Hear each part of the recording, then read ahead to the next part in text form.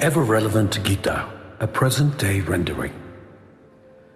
Have you ever felt the urge to delve into the wisdom of the Srimad Bhagavad Gita, but found yourself daunted by the complexity of traditional interpretations and verse numbers? Perhaps you've wondered if it's a book reserved for the religious and the pious. The truth is, the Srimad Bhagavad Gita is your timeless guide to mastering your mind and crafting a life of profound purpose, boundless meaning, and unending satisfaction. It's a journey of self-discovery that anyone can embark upon, regardless of age or religious background. Welcome to my interpretation of the Srimad Bhagavad Gita, thoughtfully crafted to make its profound teachings accessible and relevant for all. The simple present tense has been employed throughout the narration because the wisdom imparted in the scripture is timeless and applies to any day and age. This presentation aims to help you relate to the teachings more easily, ensuring that they are not perceived as a distant event that might not suit the present. I wish you a pleasant, enlightening, and fulfilling spiritual voyage through my rendering of my interpretation of the Srimad Bhagavad Gita. The ever-relevant Gita, ancient wisdom for modern life. Preface. The Srimad Bhagavad Gita, comprising chapters 25 to 42 of the 6th book within the Bhishma Parva of the Mahabharata, imparts valuable teachings that can be life-changing for anyone. Sri Krishna, Arjuna's mentor and charioteer in the Kurukshetra battle, imparts lessons on virtuous living. This includes performing duties with total dedication, social responsibility, and detachment from outcomes. Krishna elucidates life's facets, offering guidance for harmonizing spirituality and worldly pursuits in the imperfect and materialistic realm in which we live. Diverse perspectives. The Srimad Bhagavad Gita serves as a spiritual guide, a self-improvement manual, a source of verses for meditative practice, and a guide for managing the mind. Unlike prescriptive religious texts, it avoids imposing mandates or commandments. Bhagavan Krishna expounds on natural laws such as infinity, cyclical existence, temporal and spatial continuity, and above all, the law of karma, or the principle of cause and effect, under which all other natural laws fall. A seeker who reads it can achieve a clear understanding of the separation between the body, senses, mind, intellect, and the all-pervading Atman or Brahman personified as Krishna. The culmination of wisdom. As his discourse nears its conclusion, Krishna urges Arjuna to reflect fully on the knowledge he has gained and to act according to his will. In Shloka 1863, Krishna says, "I have taught you the secret wisdom which is deeper than all that is confidential and profound. Reflect fully on what I have declared to you and do as you wish." This particular shloka strongly underlines that the Srimad Bhagavad Gita neither pushes nor endorses any form of dogma. A genuine follower of Sanatana Dharma who studies the Srimad Bhagavad Gita seeks self-improvement through knowledge and guidance from scriptures, teachers, and life's experiences. The path involves revering knowledgeable teachers and engaging in relentless inquiry. Yoga, equanimity, and mind mastery. A person with a balanced mind earns the title Sthita Prajna, treating pleasure and pain, gain and loss, and victory and defeat alike. Unchecked emotions mislead even the wise, but knowledge of the Srimad Bhagavad Gita empowers control, facilitating progress in one's karmic evolution. This knowledge promotes equality before natural laws, eradicating self-pity and mental weaknesses. The principle of cause and effect. Understanding the principle of cause and effect and one's gunas helps in removing troubles and promoting good health, happiness, and energy. The narrator's spiritually enriched life highlights gratitude and mindfulness. Near-fatal accidents instilled preparedness, eliminating anxiety. Gratefulness, shared learning, and cherishing nature characterize the narrator's approach. Mastering the mind. The mind is pivotal given its role in perception and experience. The main step to achieve self-realization, which is the highest goal in the path of Vedanta, is achieving complete mastery over one's own mind.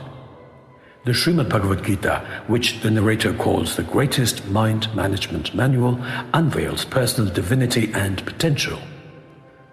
Embracing this knowledge fosters courage, efficiency, and social responsibility, enabling a journey rich with knowledge, experience, and fulfillment towards a life of greatness.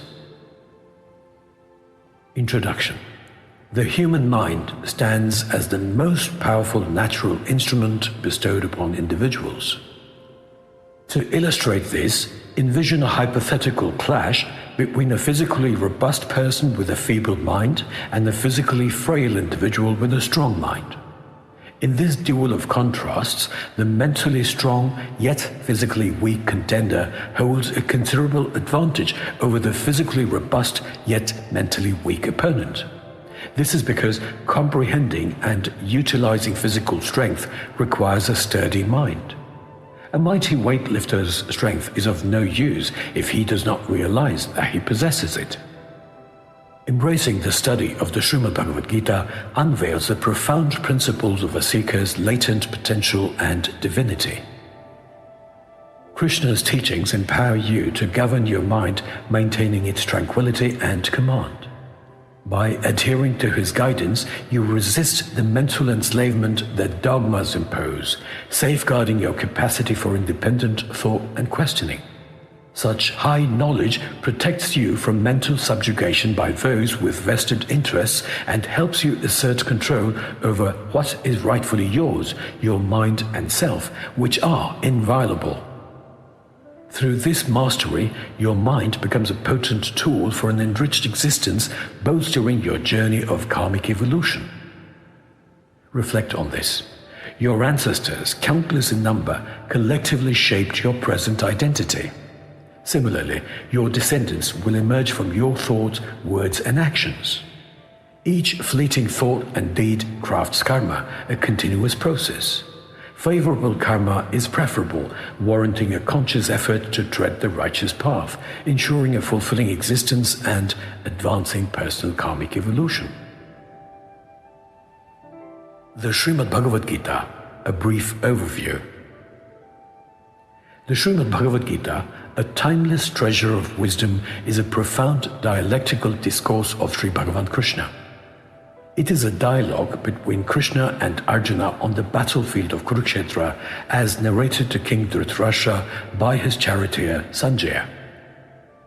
Amidst the ancient battle of Mahabharata, pitting the Pandavas against the Kauravas, we witness Duryodhana's insatiable hunger for power and control over the Pandavas' rightful share of the kingdom. On the 10th day after the start of the battle, the blind King Dhritarashtra, the father of the Kaurava brothers, eager for insight, summons his charioteer Sanjaya. Sanjaya possesses the gift of remote viewing that includes viewing events from the past. Through Sanjaya's narration, Dhritarashtra gains insight into the events on the battlefield, including the pivotal conversation between Krishna and Arjuna. In the middle of resounding war cries, Bhagavan Krishna and Arjuna appear on a majestic chariot drawn by white horses. Krishna assumes the role of Arjuna's charioteer and advisor throughout the war. Surrounded by armies and clamor, Arjuna's heart sinks as he recognizes his kinsmen, mentors, and comrades in both factions. Overwhelmed, his strong resolve wavers and he contemplates the purpose of the battle. Amidst this sorrow, Arjuna turns to the Supreme Bhagavan Krishna, his charioteer and counsel. Through Krishna's ensuing discourse, Arjuna, embracing his role as a devoted student, attains profound knowledge or Atma Jnana, the knowledge of the self. Think about it. At the heart of all mental turmoil lies the challenge of learning to come to terms with various situations, and this is highlighted in the first chapter of the Srimad Bhagavad Gita. Conflict management is central to alleviating sorrow and suffering. Set against the backdrop of a war, the discourse of Jagadguru Sri Krishna is perfectly suited, as conflict is an ever-present element in our lives. Understanding the principle of cause and effect, mastering the mind to face and manage any conflict, and embracing a balanced, peaceful, prosperous, and fulfilling life are key takeaways. Arjuna's dilemma encapsulates the struggle of fulfilling his duty as a warrior while facing his own family, friends, and teachers on the opposing side. Such inner conflict often leads people to consider quitting and also rationalizing their idea to quit. Arjuna too articulates various reasons for his willingness to stand unarmed before his opponents and even letting himself be killed by them. To assist Arjuna, who represents us in the Srimad Bhagavad Gita, Krishna initiates a well-structured discourse guiding him through an intellectual journey to reach the highest understanding of the self.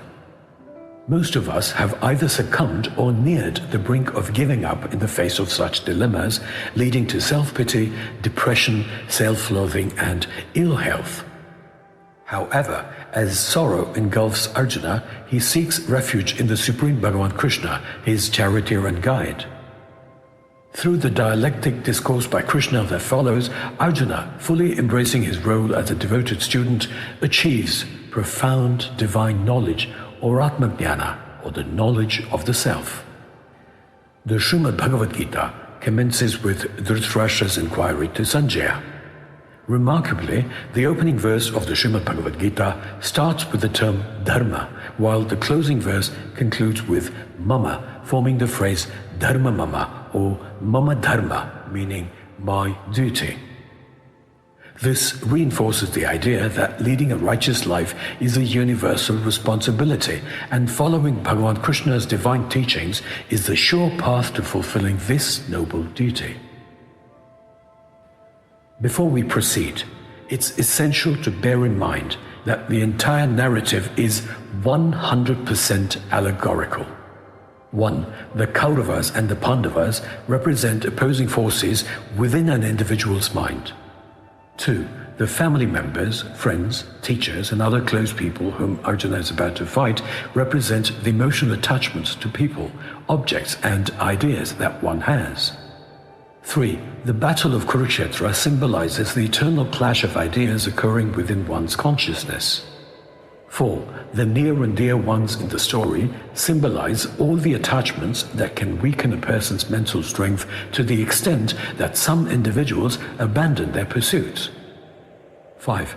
Arjuna embodies the common person who, despite education, knowledge, experience, and wisdom, succumbs to emotions and easily becomes a quitter. 6. Krishna represents your intellect and embodies the potential of perfection that any seeker can attain, provided they gain complete control over their mind, be responsible at all times, and pursue the path of righteousness.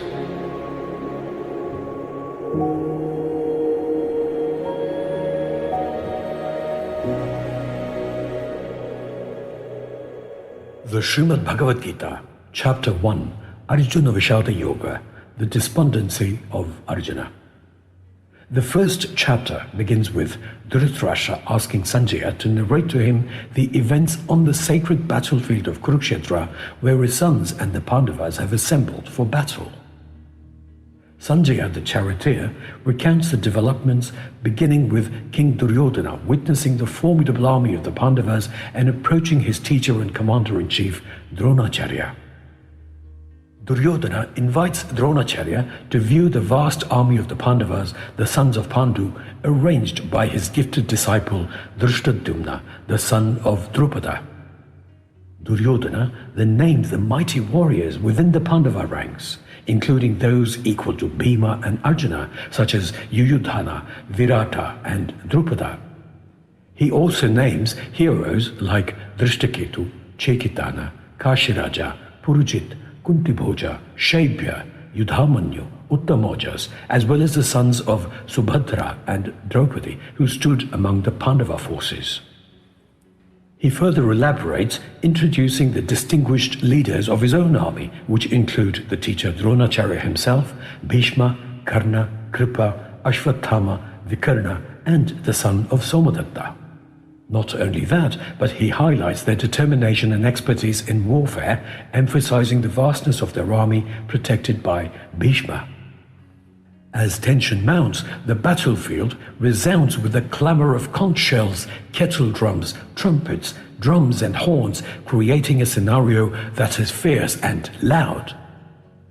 That is when Bhagavan Sri Krishna and the Pandava scion Arjuna, seated in a magnificent chariot drawn by white horses, arrive and blow their celestial conch shells. Hrishikesha, or Bhagavan Krishna, sounds his conch shell, the Panchajanya, Arjuna the Devadatta, and Bhima the pound drum, filling the air with their resonant calls to battle. Arjuna then requests Bhagavan Krishna to position the chariot between the two armies in order for him to be able to see all those lined up seeking battle. He says that he needs to know all of whom he will have to fight in this great endeavor of war. Arjuna then expresses that he sees all his kinsmen gathered there together and ready to fight, desirous of pleasing Duryodhana, the evil-minded son of Dhritarashtra. Sanjaya then narrates to Dhritarashtra that being thus spoken to by Gurakesha or Arjuna, Bhagavan Sri Krishna, also known as Hrishikesha, positions the fine chariot in between the two armies in front of Bhishma, Drona and all the kings. That is when Krishna utters his first words in the Srimad Bhagavad Gita. He says to Arjuna, "Look, O Partha, look at the Kurus assembled here." The Kurus include both the dynasties of the Pandavas and of the Kauravas. Arjuna, overwhelmed by compassion for his own folks lined up in the battle, surveys the ranks and recognizes his kin, mentors and friends on both sides. Arjuna's limbs quiver, his mouth is parched, and his body trembles as he observes his loved ones standing as foes. He expresses his distress to Krishna, explaining how his bow Gandiva is slipping from his grip and his skin is burning. His emotions lead him to reconsider the battle's worthiness, even rejecting kingship, pleasure, and life itself. Arjuna sees adverse omens, and he voices his reluctance to engage in a battle that would result in the death of relatives and mentors. He expresses that victory, dominion, and pleasure would bring no joy when obtained through such means. He's worried about the loss of family traditions and the destruction of righteousness that would ensue. Arjuna comes up with various reasons to justify his intent to quit the war and allow himself to be defeated. He states that when unrighteousness becomes predominant, the women of the family will become defiled, and when the women are defiled, unwanted offspring are born. Such an unwanted population creates hell for everyone and destroys family traditions. Ancestors of people from such fallen families are deprived of offerings made to departed souls. He goes on to say that from the sins committed by destroyers of family values and traditions, family and community are destroyed. He says he has heard that people whose family traditions are destroyed are condemned to be in hell forever. Recognizing the perils of destroying family values, Arjuna contemplates the aftermath of such actions. Arjuna says that it would be better for him if the sons of Dhritarashtra killed him with weapons while he stood unarmed and did not resist. Arjuna concludes that the resulting suffering and sin will only outweigh any possible gain. The chapter ends with Sanjaya informing Dhritarashtra that Arjuna sets aside his bow and sits down in his chariot, totally despondent. Thus ends the first part of the Srimad Bhagavad Gita, the yoga of the despondency of Arjuna, the science of the eternal, the scripture of yoga, the dialogue between Sri Bhagavan Krishna and Arjuna. The Srimad Bhagavad Gita, Chapter 2, Sankhya Yoga, the yoga of analysis. Amidst the sprawling battlefield, Arjuna, a valiant warrior and scion of the Pandava lineage, stands paralyzed by conflicting emotions. Overwhelmed by compassion, pity, and sorrow, his eyes fill up with tears. At this pivotal moment, Sri Krishna, also known as Madhusudana, offers his guidance and wisdom. Witnessing Arjuna's emotional turmoil, Sri Krishna addresses him with compassion. He then asks how Arjuna, a noble and valiant warrior, has fallen prey to qualities of frailty that are inconsistent with his honorable character. Krishna underscores that these weaknesses obstruct personal development and tarnish one's reputation. Sri Krishna urges Arjuna to transcend his uncertainties and apprehensions, reminding him that timidity is not befitting of a man and is unbecoming of a warrior of his stature. He addresses Arjuna, calling him a destroyer of foes, and encourages him to cast off his cowardice and to stand with firm resolution. Arjuna expresses his moral dilemma to Sri Krishna. He grapples with the ethical predicament of engaging in battle against revered figures such as Bhishma and Dronacharya, whom he holds in high esteem. Arjuna wonders how he can raise his bow against those he views as worthy of his reverence. Contemplating the consequences of his actions, Arjuna expresses his concerns. He questions the ethics of gaining victory through the deaths of his respected elders, stating that living a humble life sustained by their generosity might be more honorable. He struggles with the belief that the bloodshed of his mentors will taint the wealth and power he gains from victory. Arjuna's uncertainty deepens as he contemplates the outcomes of victory and defeat. He reveals his plight, torn between the desire to conquer his foes and the emotional turmoil caused by the prospect of their death. He questions which path is more righteous. Seeking guidance, Arjuna turns to Sri Krishna, acknowledging him as his mentor and guide. He implores Sri Krishna to provide clarity and direction on the right course of action, and surrenders himself as a sincere disciple of Krishna who seeks wisdom. This happens to be the turning point in which Arjuna admits his lack of clarity of mind and seeks spiritual guidance from Bhagavan Sri Krishna. It is also extremely important to note that Arjuna, in spite of his closeness with Krishna, does not request him for any special favors, but surrenders before him and asks him to be guided by him. With understanding and compassion, Jagadguru Bhagavan Sri Krishna responds to Arjuna's inner conflict. He addresses the misunderstanding underlying Arjuna's grief and explains that wise individuals do not mourn the living or the dead, as the Atman transcends both birth and death. Krishna goes on to state that there was never a time when he did not exist, nor did Arjuna, nor all those kings. He further asserts that they will also never cease to exist. Sri Krishna elucidates the eternal nature of the Atman, describing how it transitions from one body to another after death, much like the changing phases of life within a single incarnation. He highlights the cyclical nature of existence. Exploring the nature of pleasure and pain, Sri Krishna explains that they arise from the interactions between the senses and their objects. He advises Arjuna to endure these transitory experiences with equanimity as they come and go, just like the changing seasons. Sri Krishna emphasizes that true wisdom lies in remaining unperturbed by both joy and sorrow. He asserts that those who attain such equanimity are fit for the eternal journey. Drawing upon the wisdom of seers, Sri Krishna underlines the indestructible nature of the Atman. He explains that while the body is perishable, the Atman is imperishable and everlasting. He imparts the wisdom of recognizing the distinction between the temporary and the eternal. Sri Krishna dispels the notion that the Atman can cause death. He asserts that the Atman neither killed nor is killed. It is beyond birth and death. He explains that the destruction of the body does not affect the Atman's eternal essence. Using analogies, Sri Krishna illustrates the Atman's resilience. He compares the Atman's transition from one body to another to the act of discarding old clothes for new ones. Just as the person remains unaffected, so does the Atman through its journey. Krishna asserts that the Atman cannot be cut or harmed by weapons, fire, water, or wind. He explains that the self is eternal, unchanging, and beyond destruction. He explains the immutable and incomprehensible nature of the Atman. Furthermore, he guides Arjuna towards fulfilling his duty on the battlefield as a Kshatriya. Bhagavan stresses that Arjuna's duty to uphold righteousness is paramount and that engaging in battle is his noblest pursuit.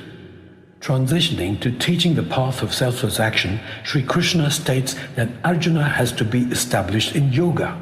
He defines yoga as the kind of equanimity with which one does one's duty without any attachment to its success or to its failure. Sri Krishna advises Arjuna to rise above sensory temptations and material gains. He highlights that such pursuits lead to temporary pleasures and distract from the pursuit of true wisdom. He stresses the pursuit of wisdom, detachment, and self-realization, and performing one's duty without attachment to outcomes. Bhagavan Krishna emphasizes the importance of duty and righteousness, urging Arjuna to fight for justice and Dharma. He explains that since the Atman is beyond birth and death, one should not mourn the inevitable cycle of life and death. He introduces the concepts of Sankhya Yoga, the path of knowledge, and Karma Yoga, the path of selfless action, guiding Arjuna towards a balanced and detached approach to life. Krishna discusses the three gunas, or qualities of nature, that influence human existence and behavior, and the importance of rising above them. He encourages Arjuna to focus on the self and practice meditation to attain wisdom and serenity. He then stresses the significance of controlling the senses, maintaining composure, and cultivating inner peace. Bhagavan states that Arjuna will either be killed in the battle and attain celestial abodes, or win the battle and enjoy the kingdom on earth. Thus, he urges Arjuna to fight with resolution, treating alike pleasure and pain, gain and loss, and victory and defeat, thereby avoiding karma. Krishna warns against being swayed by desires and the allure of Vedic rituals that promise material gains and pleasures.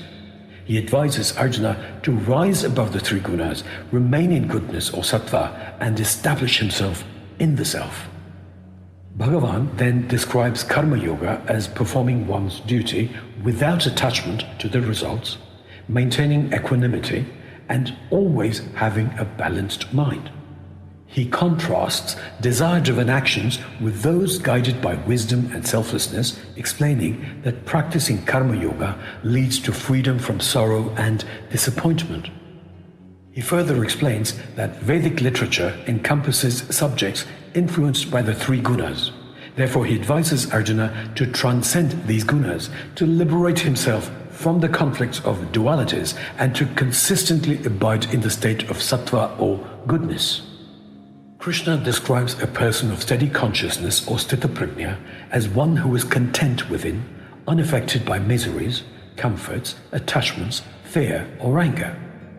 He warns that attachment to sense objects give rise to desires, which lead to anger, delusion, confusion of memory, and the destruction of intelligence, ultimately resulting in a person's perishment. One who is not agitated or disturbed, despite the threefold miseries, is also not euphoric when he has comforts, and is free from attachment, fear, and anger, is a sthita-prajna, or a sage with a steady mind. The threefold miseries encompass those originating from the mind and body, those inflicted by other beings, and those brought about by natural calamities and uncontrollable catastrophes. Krishna illustrates with an analogy that when one withdraws completely from sense objects, akin to how a tortoise retreats into its shell, their mind and wisdom remain steady. He points out that the senses, being formidable, can potentially lead even the wisest person astray against their will. The mind can be led astray by any of the senses it focuses on, much like a strong wind moving a ship away from its intended course on water. Krishna further explains that once a person attains mental serenity through divine consciousness, it results in the eradication of all mental sufferings and the establishment of unwavering intelligence. He asserts that a person devoid of meditation cannot possess spiritual knowledge and intelligence. Such an individual lacking a steadfast mind will not experience inner peace. Therefore, one without inner peace will struggle to find happiness. The time when all living beings experience night is when a person of self-control is alert, and the period when other creatures are wide awake is night for the wise seer. The one who remains steady even as a barrage of desires flowing, just like the unchanging ocean into which numerous rivers flow, can find inner peace, while those who crave pleasures may struggle to attain it. In essence, Chapter 2 of the Srimad Bhagavad Gita teaches Arjuna and all seekers the importance of unwavering determination, equanimity, self-control, wisdom, and self-realization as the path to liberation and inner peace. Krishna explains that for an individual who has achieved self-realization, the Vedas serve a purpose comparable to that of a small well when it is flooded everywhere. He gives Arjuna the most important principle in Karma Yoga, which is that he only has the right to work, but never to claim its results. The results of Arjuna's actions should never be his motive, but at the same time, he should not resort to inaction. Bhagavan assures Arjuna that even a small step towards righteousness yields great rewards. He emphasizes that progress in yoga leads to liberation from the cycle of birth and death. The conclusion of Chapter 2 features Krishna's explanation that the Brahmi state, a spiritual condition, dispels mental confusion. It is not a commodity that can be acquired from an external source. Rather, it is a state of mind that can be attained by an individual through knowledge, discipline, and maintaining mental equanimity. Bhagavan Krishna declares that when this state of mind is present at the time of one's death, it enables the individual's attainment of nirvana in the Supreme Brahman. Thus ends the second part of the Srimad Bhagavad Gita, the Sankhya Yoga, the science of the eternal, the scripture of yoga, the dialogue between Sri Krishna and Arjuna.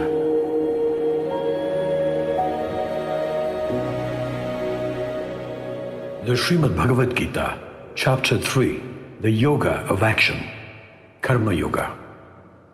Arjuna asks why he is being urged to engage in such a dreadful action when Krishna acknowledges the superiority of knowledge over action.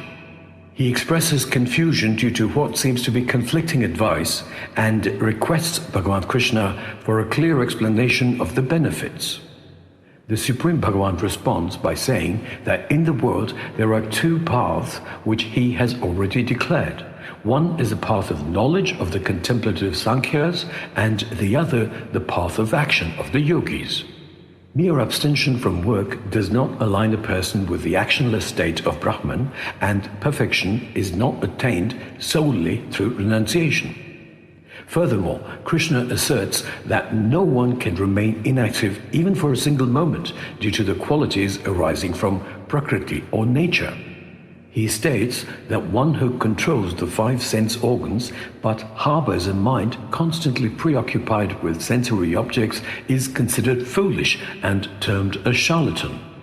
In contrast, someone who remains unattached, regulates the mind, and engages in karma yoga with the five sense organs is deemed more special.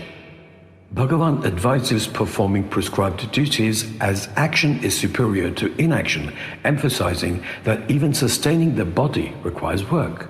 He asserts that work binds individuals to the material world and encourages Arjuna, addressing him as the son of Kunti, to execute his duties perfectly as a sacrifice unto the divine. This, Krishna suggests, will lead to liberation from all bondage and attachments. Krishna establishes the connection between actions or yajna and the sustenance of life. He underscores that work originates from the Vedas rooted in the Supreme Brahman. Therefore, he who does not adopt the cycle prescribed and established in the Vedas and indulges in gratification of the senses lives a useless life. People who engage in selfless work with total dedication and without attachment to results, known as yajna, find relief from karmic reactions. Conversely, those who selfishly pursue personal enjoyment and neglect to share with others cannot achieve freedom from karmic reactions, underlining the significance of performing actions with a selfless and dedicated mindset. However, Bhagavan says that the wise who remain content within and are unaffected by desires do not have any obligations, nor do they depend on others for validation. He advises Arjuna to perform his duties without attachment to results and explains that even great kings like Janaka attained perfection through selfless action. He emphasizes that actions should be carried out with responsibility, setting an example for others because people generally emulate and follow important people. Likewise, he then declares his own engagement in action, stating that the world would follow his example if he were to cease all actions. He explains that his actions maintain the world's balance and prevent its destruction. As against those lacking knowledge who undertake actions with attachment to outcomes, the wise engage in work but without any attachment to the result. Their aspirations, if any, solely revolve around the well-being of the world.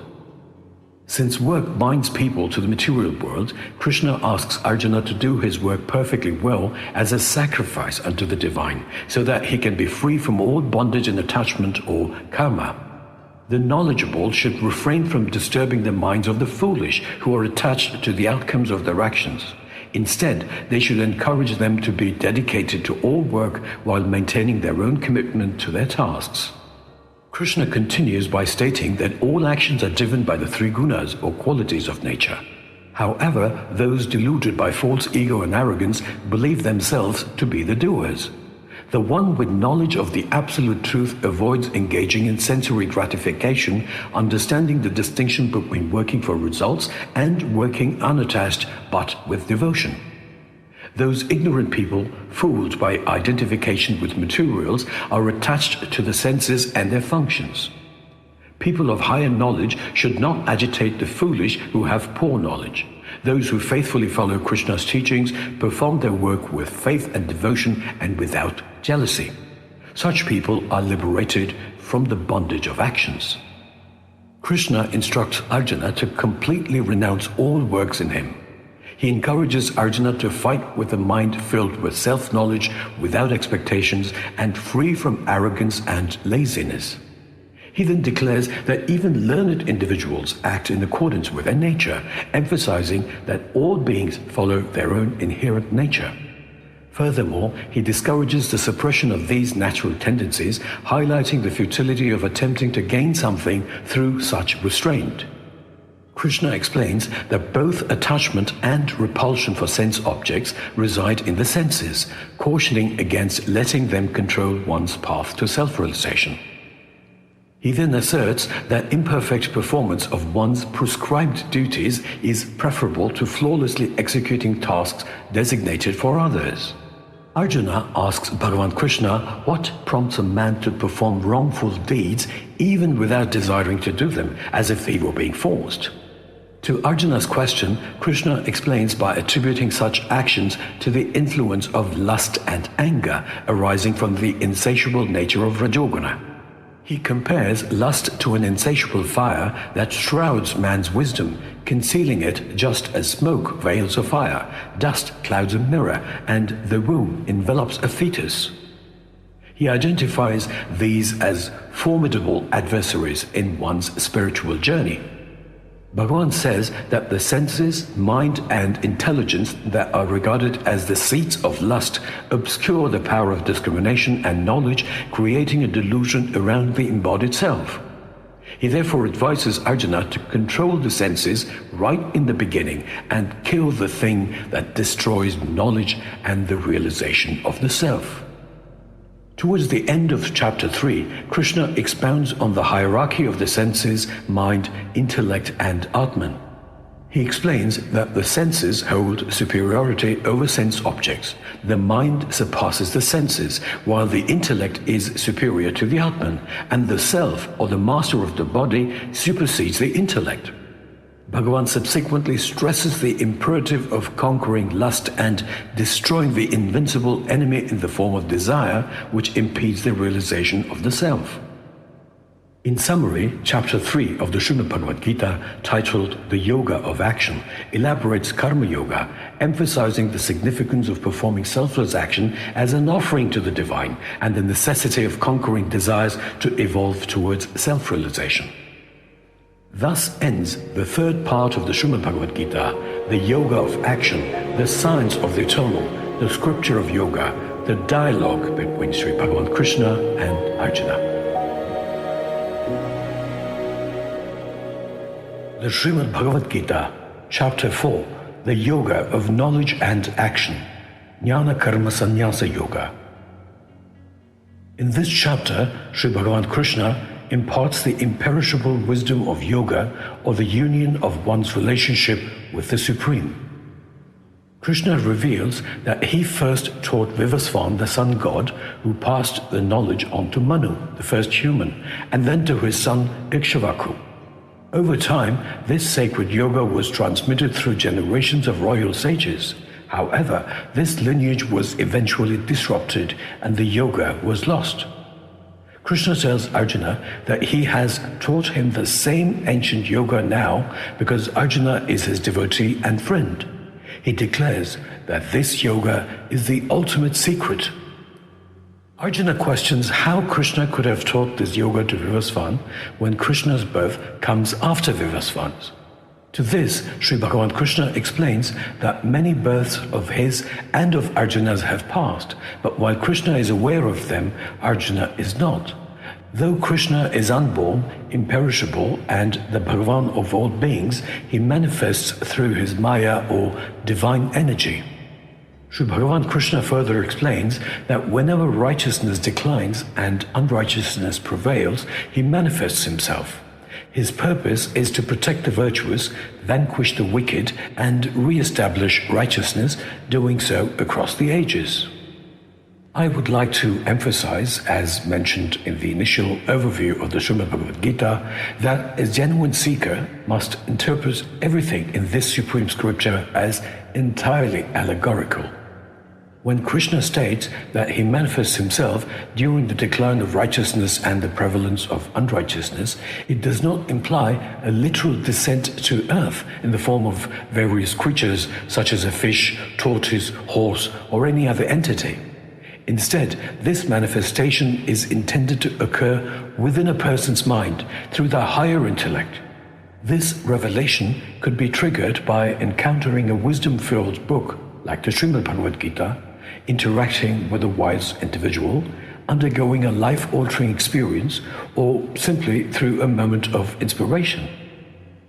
Perhaps you have encountered instances in your own life when you struggled with a challenge for an extended period, but one day, seemingly out of nowhere, you thought creatively and gained a completely new perspective, swiftly resolving your predicament.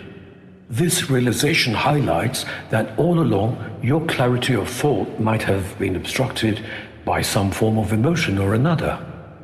Highlighting the significance of knowing his divine birth and actions, Krishna explains that those who depart their bodies with this awareness attain him, avoiding further birth. He underlines the importance of detachment, fearlessness, and freedom from anger, leading to an absorption in him, which culminates in transcendental love.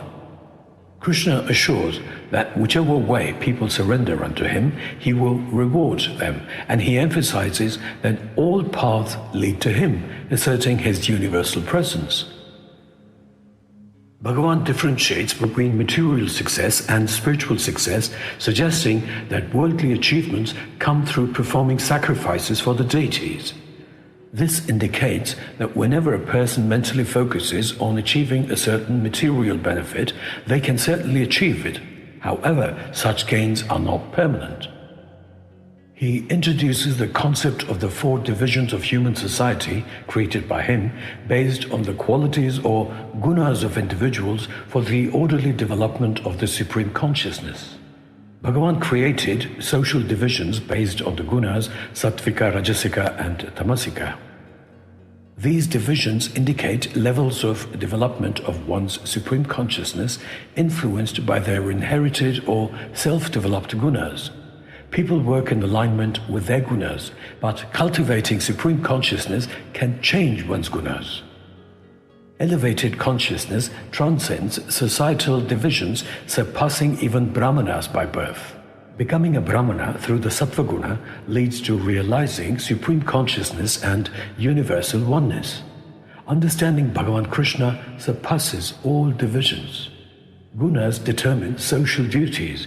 Lacking courage means one can't be a kshatriya or soldier, and weakness in arithmetic prevents one from becoming a vaishya. Consuming meat, another product derived through cruelty to animals, prevents attaining sattvika, making it impossible for one to be called a brahmana. Bhagavan Sri Krishna clarifies that actions don't affect him, and he doesn't seek the fruits of actions. Those who understand him are liberated from the cycle of karmic consequences. He then explains the nature of action and inaction, delving into the essence of Vedic teachings. Furthermore, he elaborates on the profound wisdom of recognizing inaction within action and vice versa, signifying true wisdom. To elucidate the metaphor within yajnas or sacred rituals, Krishna explains that the eternal truth, or Brahman, constitutes the offering itself. In this metaphor, Brahman symbolizes the clarified butter poured into the fire of Brahman. For the one who, through complete immersion in spiritual practices, attains supreme consciousness and perceives divinity permeating all aspects of existence, the attainment of the Supreme Being becomes readily achievable. While certain yogis and mystics engage in yajnas and offerings to deities, others who have comprehended the absolute truth undertake a different form of sacrifice. They dedicate the sacrifice of their Atman or self to the sacrificial fire of the Supreme Brahman. Bhagavan unveils different forms of sacrifice, each designed to lead to a higher state of consciousness. He underscores the significance of acquiring knowledge and offers guidance on how to cultivate it. He stresses the supremacy of knowledge and the role of enlightened teachers in this acquisition. Krishna asserts that knowledge brings liberation, crossing doubt and revealing the unity of all beings. He assures Arjuna that even the gravest of sinners can transcend suffering through the boat of transcendental knowledge. Sri Krishna likens knowledge to a fire that burns all actions and reactions or karma born from material pursuits. He accords the superlative degree to the purifying power of knowledge and its transformative impact on individuals who attain it. He encourages a life of faith and devotion governed by self-control and knowledge. Bhagavan warns that doubt leads to destruction, while faith in knowledge bestows everlasting peace. Krishna concludes by urging Arjuna to renounce attachment to the results of actions, destroy doubt, and rise through the practice of yoga. He asks Arjuna to employ the sword of knowledge to dispel ignorance and elevate himself. Thus ends the fourth part of the Srimad Bhagavad Gita, the Yoga of Knowledge, an eternal dialogue between Sri Krishna and Arjuna, revealing profound insights into the nature of action, wisdom, and self-realization.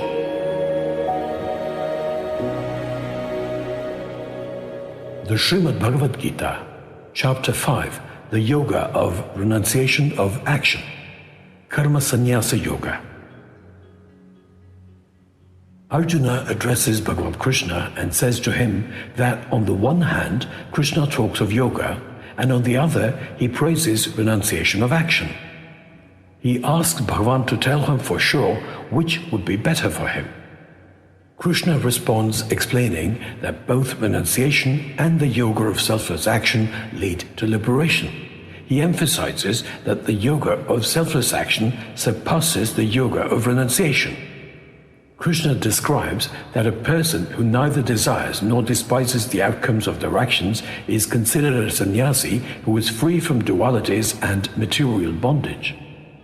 He states that knowledgeable individuals do not differentiate between knowledge and selfless action, as practicing even one correctly ensures the benefits of both. Krishna further explains that the status achieved by the Sankhyas or Jnanis can also be reached through the path of Karma Yoga. He clarifies that those who perceive knowledge and selfless action as one can quickly attain supreme consciousness. A person dedicated to the path of selfless action, possessing a pure mind or purified soul, exercising control over their body and senses, displaying compassion towards all living beings, and recognizing their self in them, remains unbound despite being engaged in work. He points out that leading a life of renunciation without devotional service to the Supreme Bhagavan results in distress. However, a sage dedicated to selfless action attains the Supreme Bhagavan without delay. Krishna continues to elaborate on the qualities of a person devoted to selfless action. Such an individual possesses a pure mind, control over their body and senses, and compassion for all living beings. They view their own self within others and remain free from bondage. They maintain the perspective that they are not the doer even when engaged in various activities such as seeing, hearing, touching, smelling, eating, going, dreaming, breathing, talking, giving up, accepting while opening and closing the eyelids, knowing that they are the senses that are interacting with sense objects. Bhagavan gives the allegory of a lotus leaf and says that the one who dedicates all his actions to the Supreme Brahman and gives up all attachment to his works is untouched by karma, just as a lotus leaf is unaffected by water. Krishna stresses the significance of mental purity and explains that yogis achieve it by renouncing all attachments while engaging in actions with their body, mind, intellect, or senses. He points out that by relinquishing attachment to the outcomes of actions, one attains the highest level of peace, while those driven by the desire for results remain unsteady and are not free. Krishna continues to elucidate that a person who mentally renounces all actions and exercises self-control resides contentedly within the city of 9 gates, symbolizing the human body with 9 orifices. They neither initiate actions nor compel the body and senses to act. The Atman, the master of the body, does not generate actions or their consequences. These are products of the 3 Gunas, or the 3 facets of nature. He further explains that the Supreme Being does not judge sins or virtues. Ignorance often shrouds the knowledge of the Divine Spirit. However, for those whose ignorance is dispelled by self-knowledge, their understanding shines like the sun, revealing the highest being. Krishna says that when a person's intelligence, mind, and faith take refuge in the Supreme Being, they are purified of sins and set upon the path to liberation.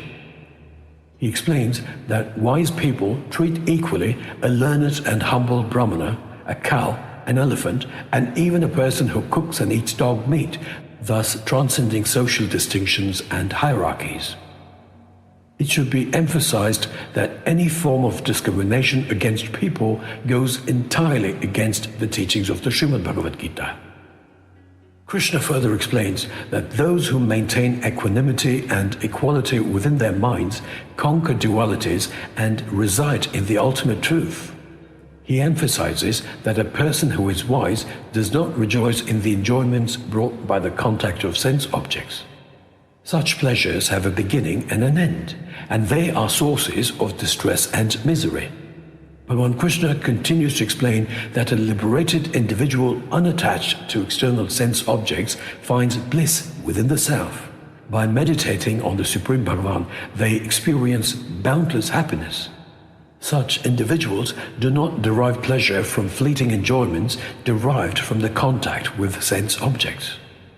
He says that a person who, before giving up his body, can tolerate the urges of desire and anger that arise in him is a self-controlled, ever-happy, self-rejoicing, and internally illuminated yogi. Such an individual attains absolute freedom, complete self-realization, and union with the Supreme Bhagavan or Brahman. Krishna stresses that those whose sins have been erased, who have clear minds devoid of doubts, and who work tirelessly for the welfare of all living beings achieve liberation and absorption in the Supreme Bhagavan or Brahman. He explains that sages who have transcended passion and anger, maintaining control over their minds and constantly striving for perfection, are assured of liberation in the Supreme both in this life and the hereafter. Krishna concludes by explaining that the wise who recognize him, the Supreme Bhagavan, as the purpose of their sacrifices and austerities ultimately attain him. Before I conclude rendering this chapter, let us recall that in chapter 2, Krishna says that for an individual who has achieved self-realization, the Vedas serve a purpose comparable to that of a small well when it is flooded everywhere. Attaining Krishna is synonymous with realizing the all-pervading self present in all beings and everywhere, with Bhagavad Krishna personifying this essence. Conceiving Krishna as a personal God residing in another realm risks undermining the Srimad Bhagavad Gita's purpose and can misguide a seeker into the abyss of dualistic delusion. Thus ends the fifth part of the Srimad Bhagavad Gita, the yoga of renunciation of action, the science of the eternal, the scripture of yoga, the dialogue between Sri Bhagavad Krishna and Arjuna.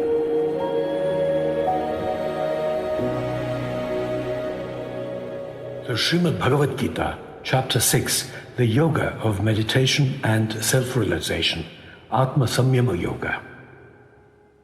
This chapter begins with Bhagavan Sri Krishna explaining that one who performs their obligatory duty without attachment to the outcome is a true sannyasi and yogi, and not just someone who has renounced action. Renunciation and yoga are interconnected, and to be a yogi, one must relinquish the desire for the fruits of action. For beginners in the eightfold system of yoga, action is the means, but for those who have attained yoga, their state of tranquility becomes the path. When a man is attached neither to the sense objects nor to actions and has renounced all outward urges, he is said to have attained to yoga. Krishna emphasizes the importance of self-elevation and discourages self-degradation. The mind, Krishna says, serves as both a friend and an enemy to the self. The conquered mind becomes the greatest friend, while the unconquered mind turns out to be one's greatest adversary. Conquering the mind, he clarifies, leads to the attainment of superconsciousness. Such a person transcends dualities like heat and cold, pleasure and pain, honor and dishonor, remaining in a constant state of balance, peace, and steadfast devotion.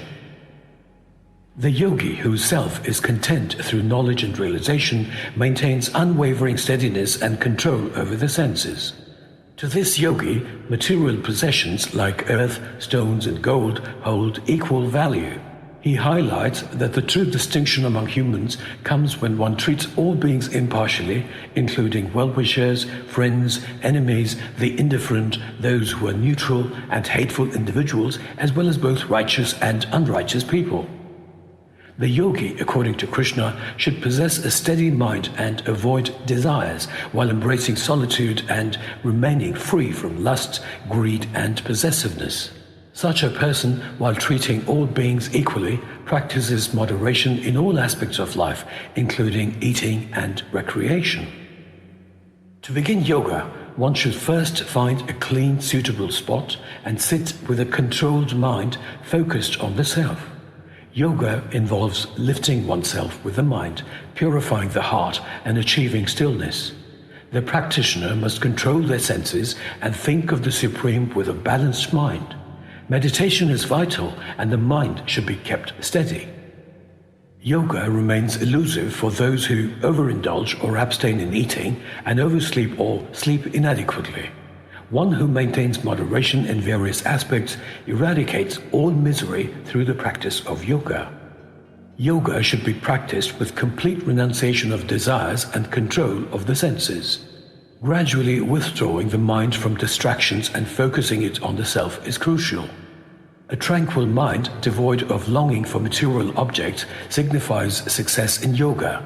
Just as a lamp placed in a windless spot does not flicker, the yogi with his mind under control is steady in meditation. The state of samadhi, or profound trance, is attained through disciplined yoga practice.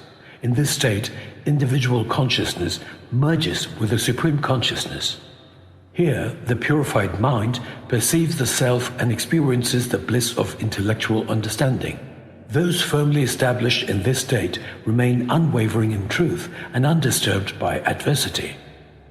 Disconnected from pain, they practice yoga with determination and a resilient, uplifted mindset.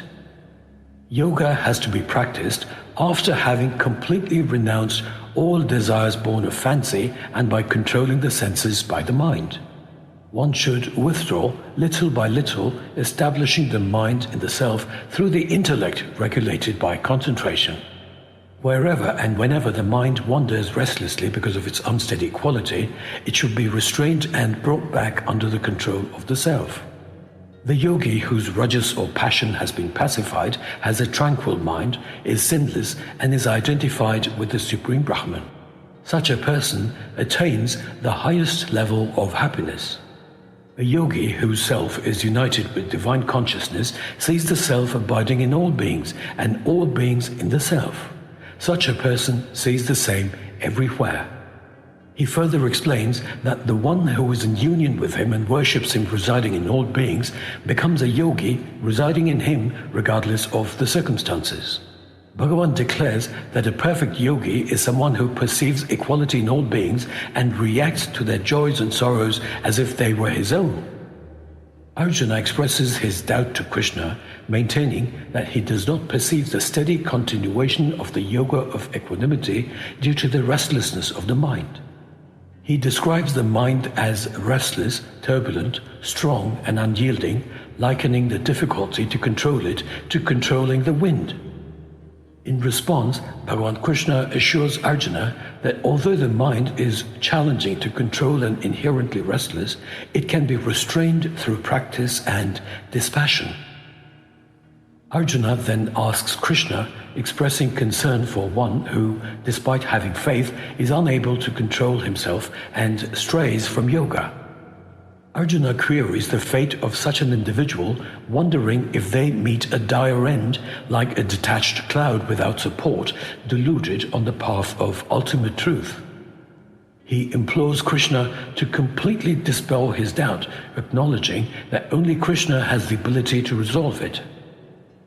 Bhagavan Krishna assures Arjuna that there is no destruction for one who performs good deeds both in this world and the next. Such an individual, having attained the worlds of the righteous, may be reborn in a virtuous and prosperous family. Alternatively, they may be born into a family of wise yogis, a rare and challenging birth to attain. In this new life, the person's previous divine consciousness is reawakened and they reconnect with the knowledge acquired in their former body. Motivated, they strive even harder to achieve perfection. Note, it's essential to highlight that Krishna subtly introduces key insights into self-realization as early as chapter 2, stating that it is the highest attainment. Considering Arjuna's initial misconceptions, Krishna, acting as a patient teacher, gradually unveils profound truths layer by layer, leading him to the pinnacle of comprehension. A person who fully internalizes the essence of the all-pervading Brahman transcends notions of multiple births.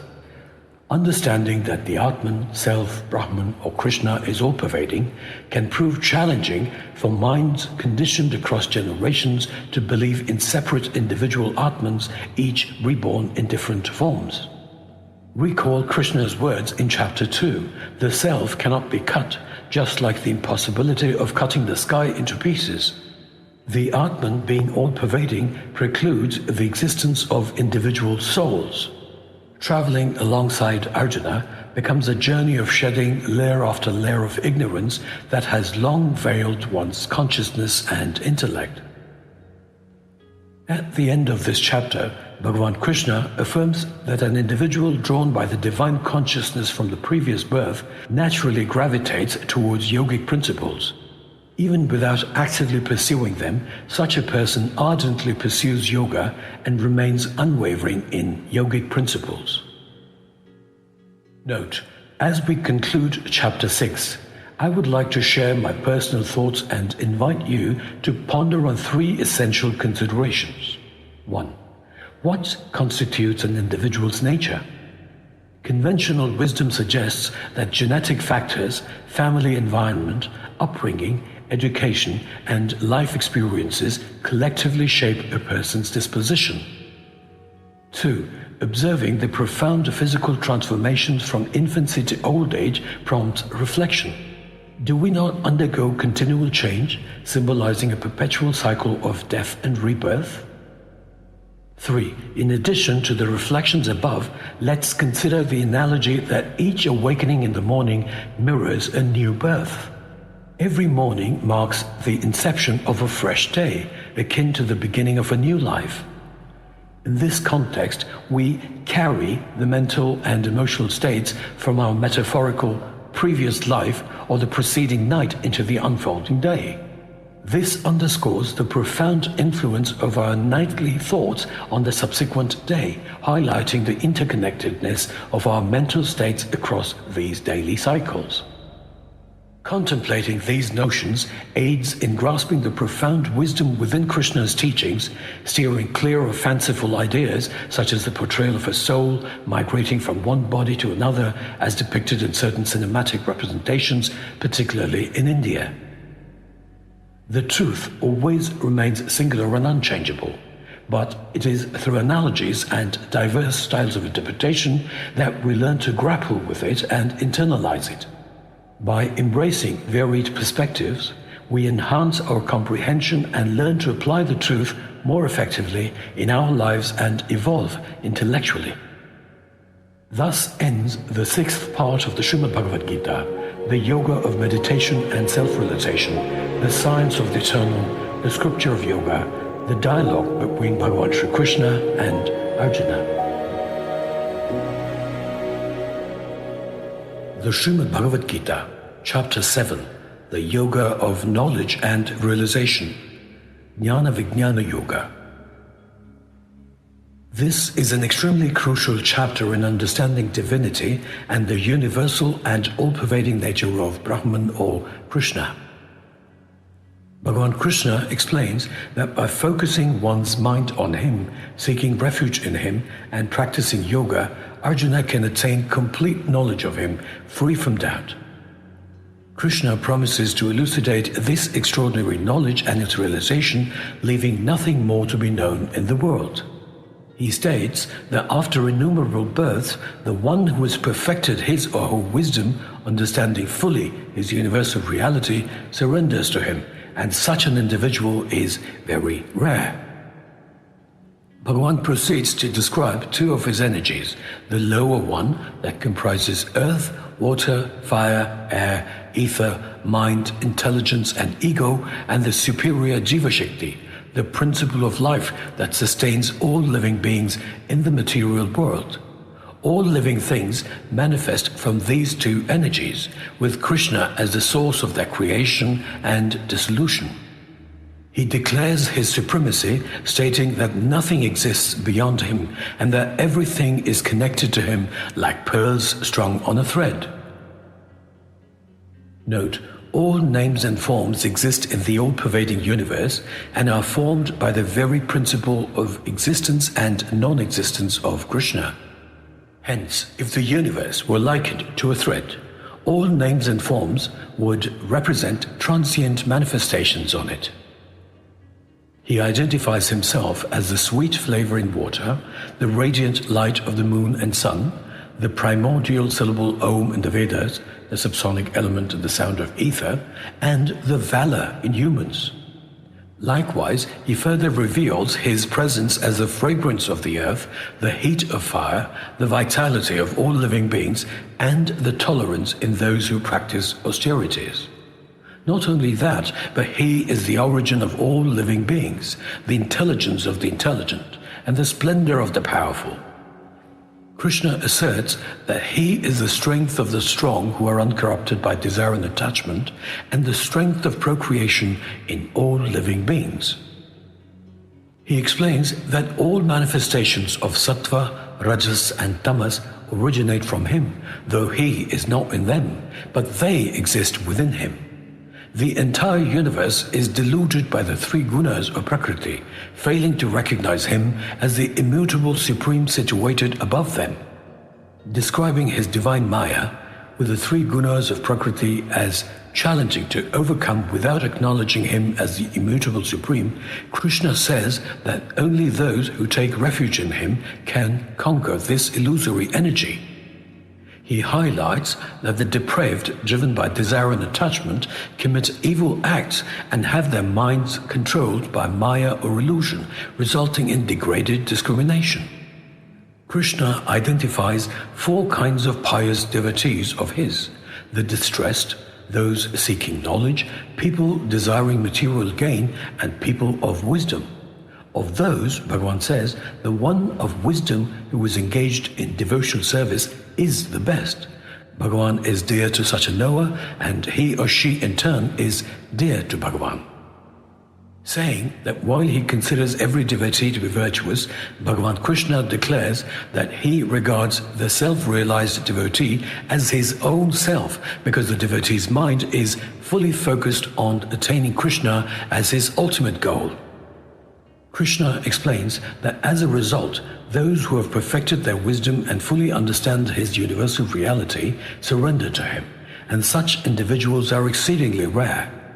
People driven by their desires and guided by their unique nature often choose to surrender to various deities, aligning themselves with the corresponding rites and rituals. Krishna assures that he supports the faith in whatever celestial form one wishes to worship.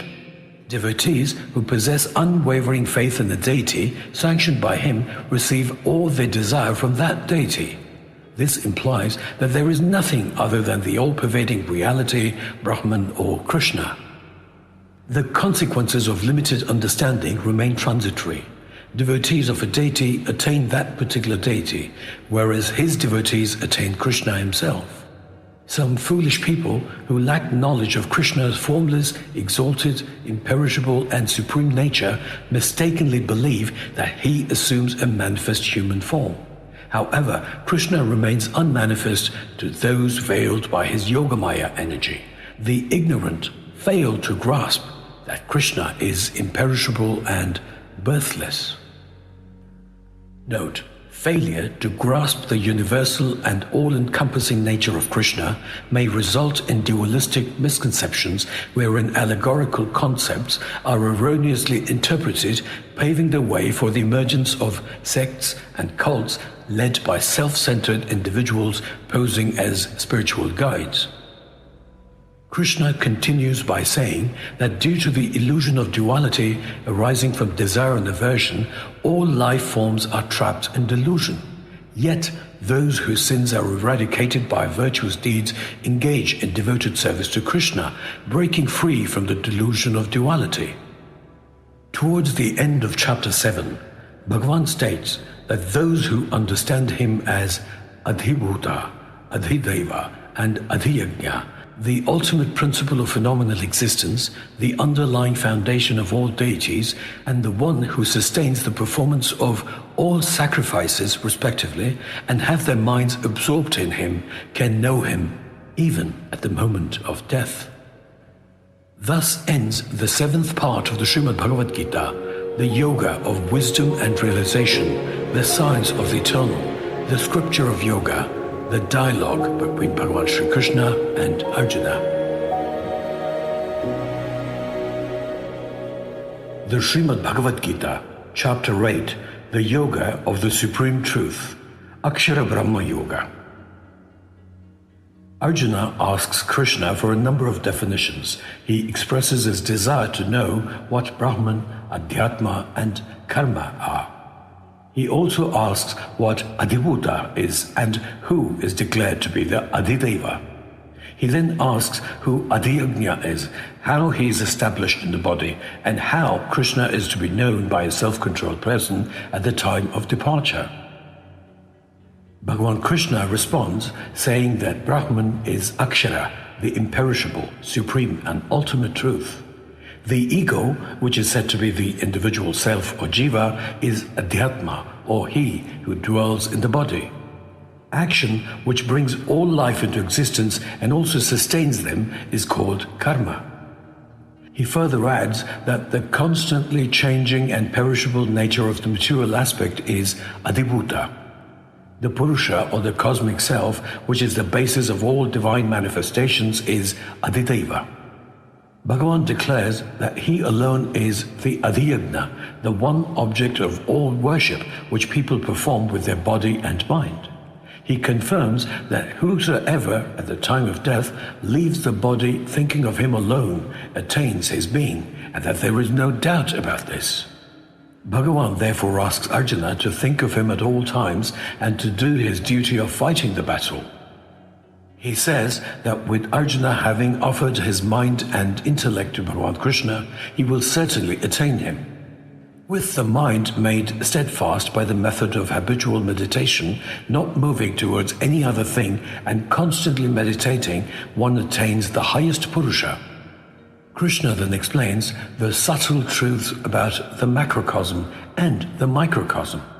He states that the Parampurush is the timeless and omniscient commander who is more minute than an atom, has an inconceivable divine form, and is beyond the brightness of the sun and the darkness of ignorance. The one who, at the time of death, meditates upon him with full devotion by the power of yoga and fixes his mind and his life breath between his eyebrows, definitely attains him. He then assures Arjuna that he will explain to him in brief about that which scholars of the Vedas call Akshara, the imperishable, which only those free of all worldly attachments can enter. Krishna continues saying that having closed all the gates of the senses, concentrating on the heart and drawing all vital energies to the head, one should meditate on him.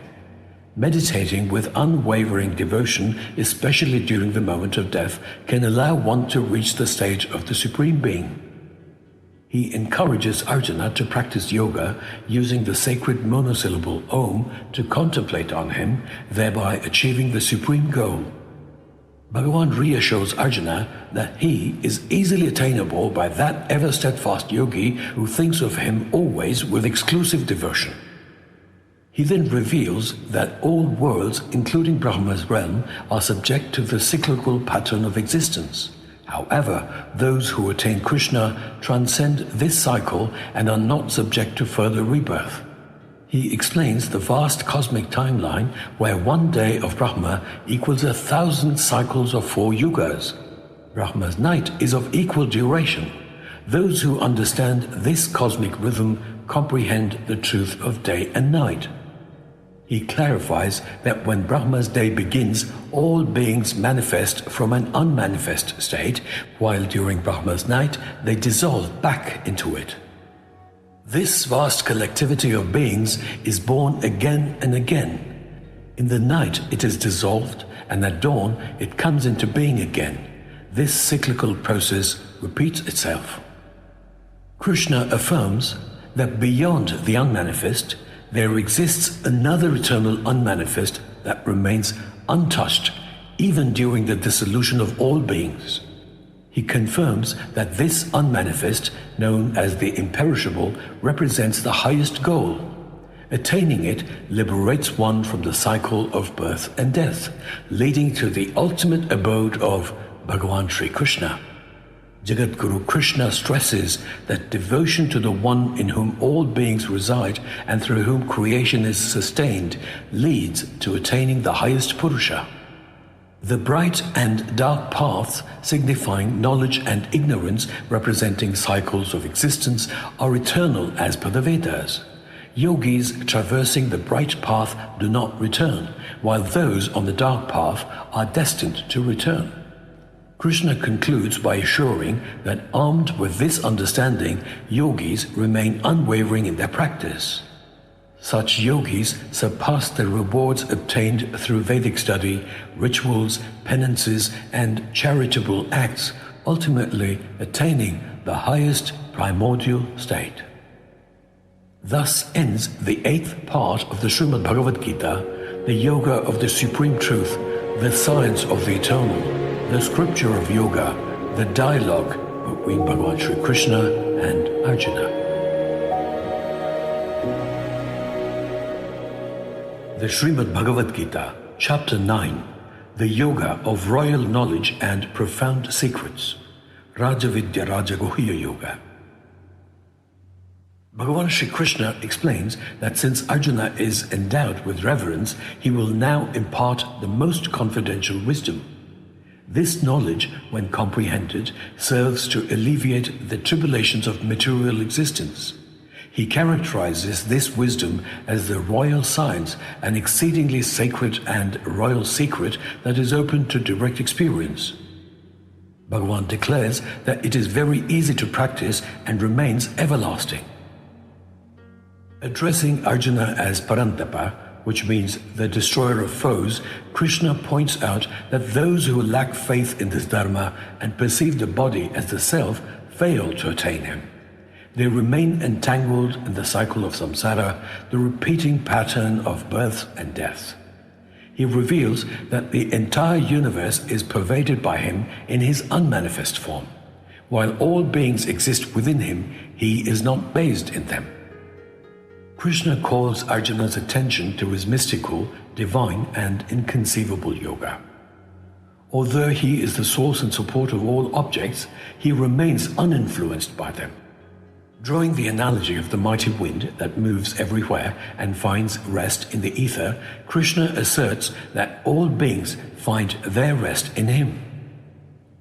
He describes how all beings enter his nature at the culmination of a cosmic cycle or kalpa and are sent forth again at the dawn of the subsequent kalpa.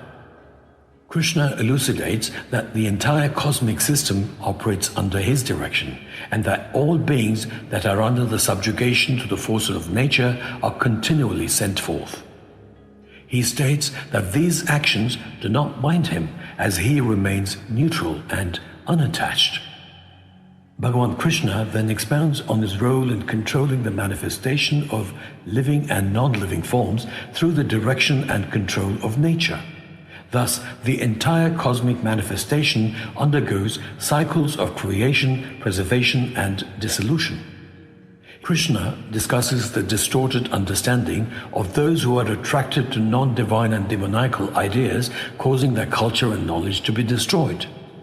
Conversely, Krishna emphasizes that great souls endowed with divine qualities find refuge in him. They recognize him as the unchanging source of everything and worship him with unwavering devotion. He explains that others who pursue knowledge also worship him as the all-encompassing Supreme Brahman in his universal form. Some perceive him as the universal oneness not distinct from themselves, while others venerate him in his myriad manifestations. Krishna says that he is Kratu, the ritual, Yajna, the sacrifice, the benefaction, the healing herb, the mantra, the clarified butter, the fire, and the offering. He declares himself as the father, the mother, the dispenser of the fruits of actions, and the grandsire. He reveals that he is the purifier, the sacred Om, and the Rig, Yajur, and Samavedas. He affirms that he is the supreme goal, the sustainer, the Bhagavan, the witness, the abode, the shelter, the friend, the origin, the dissolution, the foundation, the treasure house, and the imperishable seed. Not only that, but he states that he imparts heat, withholds and sends forth rain, and embodies immortality and death. He signifies both spirit and matter, as well as existence and non-existence. There are two main kinds of devotees: the Sakama devotees, who are desire-oriented, and the Nishkama devotees, who are not desire-oriented. Talking of the Sakama or desire-driven devotees, Bhagavan acknowledges that those who possess knowledge of the three Vedas and worship him through sacrifices pray for passage to the heavenly realm. They attain the holy world of Indra, the king of deities, and enjoy divine pleasures. He then goes on to say that after enjoying heavenly pleasures and exhausting their merits, these individuals reincarnate on the mortal plane. He explains that the Sakama devotees, or the materialistic, selfish and desire-driven devotees who engage in Vedic rituals with a desire for worldly pleasures undergo cycles of birth and death, while the selfless, Nishkama devotees who worship Krishna exclusively are assured by him of welfare and sustenance.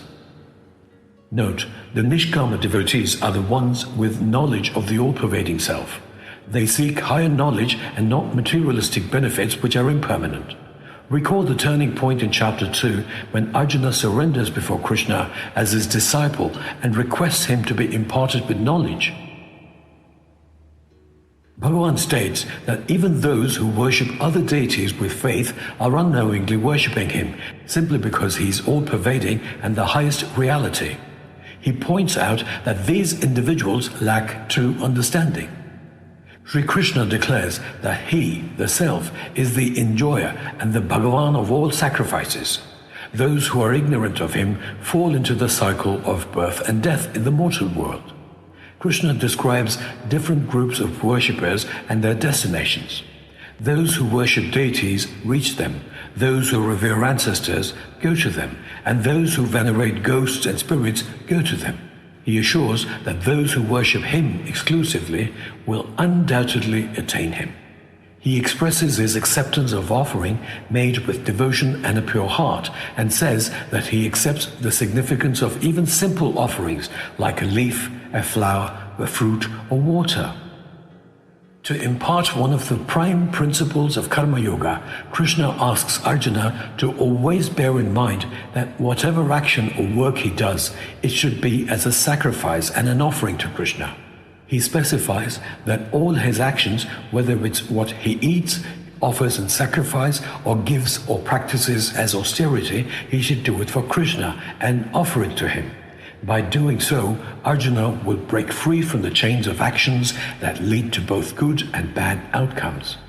With a mind guided by the principle of renunciation, he will attain liberation. Krishna emphasizes that he is impartial to all living beings, yet those who worship him with love and devotion become united with him, and he resides within them. Even the most sinful person, if they worship Krishna with unwavering devotion, should be considered righteous, as they have chosen the right path. He explains that such individuals soon become righteous and attain eternal peace. He assures Arjuna that those devoted to him are never destroyed. Bhagavan declares that anyone, regardless of race, gender, or social status, can approach him. Even those shunned by society can attain the highest goal by seeking him, the supreme destination. He further reveals that righteous individuals, sages, devotees, and saintly kings, although temporarily existing in the transient world of miseries, attain him. They engage in unwavering devotion unto him and realize his all-pervading divine presence. Krishna concludes by instructing Arjuna to fix his mind on him, be devoted, offer his work to him, and unite his entire being with him. He assures that by doing so, Arjuna will certainly reach him, the supreme goal. Thus ends the 9th part of the Srimad Bhagavad Gita, the yoga of royal knowledge and profound secrets, the science of the eternal, the scripture of yoga, the dialogue between Bhagavan Shri Krishna and Arjuna. The Srimad Bhagavad Gita, Chapter 10, the Yoga of Divine Splendor, Vibhuti Yoga. Sri Bhagavan Krishna explains that he will now share his supreme words with Arjuna for his benefit. The deities and great sages cannot fully know his origin. He is the source from which they all come. Any mortal who comprehends him as the unborn without a beginning and as the supreme Bhagavan of the worlds will be liberated from all illusions and sins. Attributes and qualities such as intelligence, knowledge, clarity of mind, forgiveness, honesty, self-control, happiness, pain, birth, death, fear and fearlessness along with non-violence, equanimity, contentment, austerity, fame, beneficence, and ill fame all arise from him. He is the creator of the 7 great sages, the 4 ancient saints, and the Manus from whom all humanity is born. Those who truly understand his glory and power attain unflinching yoga. Sri Krishna is the source of everything, and everything evolves from him. Wise individuals worship him with absolute devotion. The minds of his devotees are fully engaged in him, and they attain great transcendental bliss by sharing his teachings. To those who worship him with love and steadfastness, he imparts the yoga of discrimination, and he resides in their intellect to destroy the darkness born of ignorance with the bright lamp of knowledge. Arjuna acknowledges Krishna as the Supreme Brahman, the Supreme Abode, the Supreme Sustenance, the Eternal, the Purest, the Most Supreme Personality, the Original, the Transcendental, the Unborn, and the Greatest.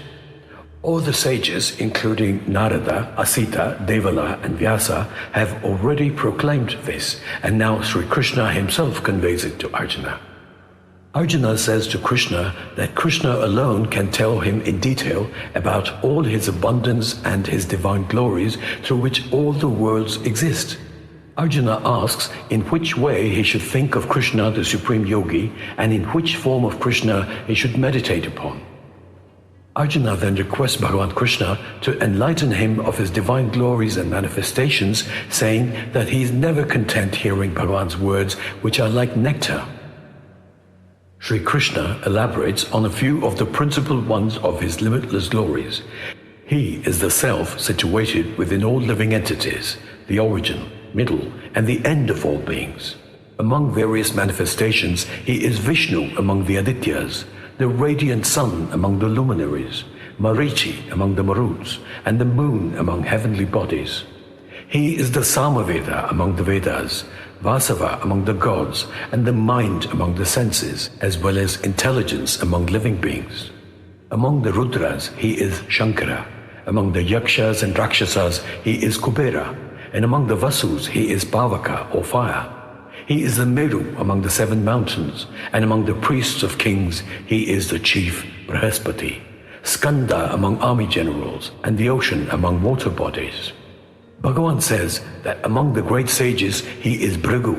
Among words, he is the monosyllable Om. Among sacrifices, he is the sacrifice of repetition of mantras. And among immovable things, he is the Himalayas. Among the trees, he is the Pipal, or the Ficus religiosa, while he is Narada among divine sages. Among Gandharvas, he is Chitratha, and Kapila among perfect souls. He is Ucheshravas among horses, Airavata among elephants, and the king among men.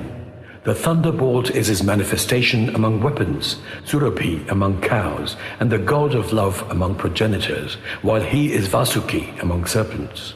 He is Ananta among the Nagas, Varuna among water beings, and Aryaman among the departed ancestors. He is Yama among the governors of justice, and Prahlada among the demons. Among reckoners, he is time. Among beasts, he is their king, the lion. And Garuda among birds. Krishna's manifestations continue as he is the wind among purifiers, Rama among warriors, the shark among fishes, and the Ganga among rivers. He encompasses the beginning, middle, and the end of all creation, and in debates, he is the power of logical reasoning. He is the letter A among the letters of the alphabet, and the dual among grammatical compounds. He is the inexhaustible and everlasting time, and he is the creator Brahma with faces in all directions. Krishna says that he is all-devouring death and the generating principle of all that is yet to be. Among virtues considered feminine, he is fame, fortune, fine speech, memory, intelligence, steadfastness, and patience. Among the hymns, he is Brihat Saman in the Samaveda. He is Gayatri among the prosodic meters, Margasirsha among the months, and spring among seasons. Krishna says that he is the dicing of the fraudulent, the splendor of the splendid, the victory of the victorious, the determination of those who are determined, and the goodness of the good. Among the Vrishnis, he is Vasudeva, and among the Pandavas, he is Arjuna. Vyasa is him among sages, and Ushana among poets. Krishna is the scepter of rulers. He is the statesmanship among those who seek victory, silence among secrets, and wisdom of the wise. Furthermore, he is the seed of all beings, and there is no being, whether moving or non-moving, that can exist without him. His divine glories are limitless, and this has been a brief illustration of his divine manifestations. Everything glorious, prosperous, and powerful is a manifestation of a part of his splendor. He supports the entire universe with a mere fragment of himself, remaining forever unchanged and transcendent.